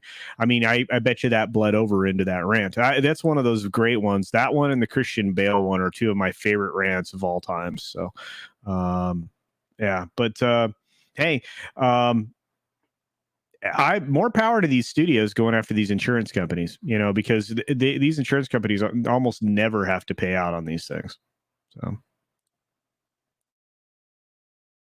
Yeah, but Tom Cruise wants to be shown the money. Nobody. Show me the money. Wow, all of a Nothing. sudden. I love that Nothing. film. Yeah, Cuba Gooding Jr. was great in that. I love that. Show me the money. You are still my agent. Congratulations. You are still my agent. Was his Show only me the client. money. I love black people. Yeah, it's really. Show me the money. Yes. Anyway, Andre's quiet for some reason. And then we had one final super chat here from Roof Korean the Based, who says, if you're caught up, would it not be in the advertiser's best interest to pay as little as possible? Showing declining dollars can justify spending less, I think. And yeah, absolutely. There's a point to that. But with that, we are actually fully caught up. Yeah, and I mean, as far as the delays goes, I mean, I didn't really say too much about it, but my final thought on it is Top Gun 2, like Ghostbusters, has no real reason to rush its way to the box office. It's a sequel to a movie that's 30 fucking years old, 35 years old, actually. So, like, it really has zero reason to rush. And like with Ghostbusters, Ghostbusters can do as much as it can to distance itself from the 2016 film, so it really has no reason to rush out there. But no, I think you're right, Culture. I think Sony is not going to move Venom and Spider-Man and some of those things. I don't think they can necessarily without dealing with Disney because of the whole deal, so it's hard to say. It'll disrupt the apple cart too much, I think. Yeah, I think so. Yeah, and as a Jillian, who's showing so much support here, like Robert B. and the rest of the guys out there today, thank you so much for all the super chats and super stickers. We appreciate it so much. And if you can't do that, we understand. You can always hit that like button, though. That's free. Jillian N says, show me the movie. Yeah, she wants to see Mission Impossible or Top Gun. In this case, probably Top Gun, I'm imagining. But no, I understand. I've never been a huge fan of Top Gun, but I get the anticipation build up. I've been wanting to see Ghostbusters. It's like, fuck, I got to wait another week now. It's like, hopefully they just don't move it again. That's all I care about. And with that, I think we've pretty much covered everything. Was there anything else you wanted to say about Shang-Chi or Sun-Ti or Sun-Ti or? I think we've covered pretty much everything there is to say about it until someone else has seen it and can add an alternate perspective. And I look forward to that. Well, I did send a link to somebody who had seen it, but they're actually hanging out right now with our buddy Az over on his channel. So why don't you run over there? They're doing Hot Toys right now, Robert and Az. So here's the link in the chat. Go ahead on over and tell them it's a Mead raid, or I should say a Midnight's Edge raid. I always do that on accident. But Mead is its own channel. Check out Mead as well, speaking of. And also Midnight's Edge Espanol. Yes, indeed. And they'll be back again tomorrow. Maybe they'll talk some Shang-Chi then as well. There you go. And with that, we got a super sticker from Robert B. And thank you for that again, Robert B. Hopefully you can figure out the whole super chat thing. I'm wondering if it's just some of the phrases you're using, perhaps. And YouTube is silly like that, so we apologize if that's the case. Otherwise, it's hard to say with Google. That Nobody guy says, "Hail guys, Andre, did you know that Sega released a retro mini Genesis console? Good games on there, playing Streets of Rage 2 right now." Actually, that Nobody guy, I did make Andre aware of that, and he freaked out. Yeah, especially once I learned that it can be jailbroken. So yes, I do have that, and I have even put some more games into it. You can have like modded games. You can even put in games for other consoles. So yeah, like the selection of games that's on it is good already, but it can be made even better. Since it's basically an emulator that can emulate Now, anything. was the version you got? I can't remember now because I remember. I don't remember if you sent me a picture or not. But was it a Genesis or a Mega Drive on your Mega side? Drive, of course. Is it a Mega Drive over there? They did that Mega too. Drive. Oh, Yeah. that's Yeah, cool. yeah. And they did the same thing with these mini Super Nintendo before, or whatever, Super Nintendo Classic, I think it was, because the American version was designed specifically for the American audience, so it kind of looks like a toy, whereas the European version looks just like the Japanese version. Oh, I was gonna say you got Oh, basically wow. like the Famicom, I imagine. Yeah, yeah, the Super There you go. Famicom. So That's there you what go. the Yes, he European did know Super NES that. looked And like. speaking of that, you're gonna have to tell me how. I forgot. I gotta add some games to mine. So I wonder if it's the same thing. So yeah, and with that, thank you everybody for listening. Check out Culture Casino's channel, of course. And Friday, we have a guest showing up Friday. Who is that, Andre?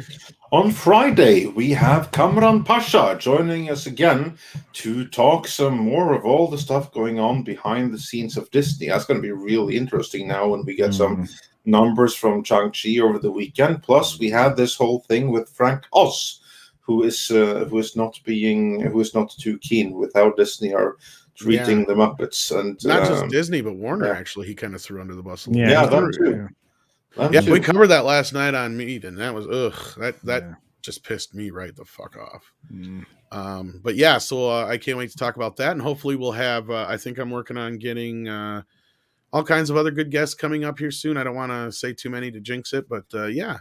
Hopefully we'll have some more coming up this next week, and we'll get back in the groove of things, and we'll have some fun stuff to talk about. So with that, Andre, do you think it's time for Koalas in the Rain? I believe so. So with that, everyone, thanks for joining us today. Thanks for liking and for sharing the stream, because we started out shadow banned, and if this stream showed anything, it was that your engagement actually counters that. So with that, go check out our most recent videos, because they haven't been promoted too hotly as well, and we'll have a separate Shang-Chi review video up before long here as well. So with that, again, thanks to Culture for showing up. And check out his channel. And now I think we can have some koalas in the rain. Koalas in the rain, koalas in the rain, no fucks given, koala, koala. Koalas in the rain, koalas in the rain, no fucks given, koala.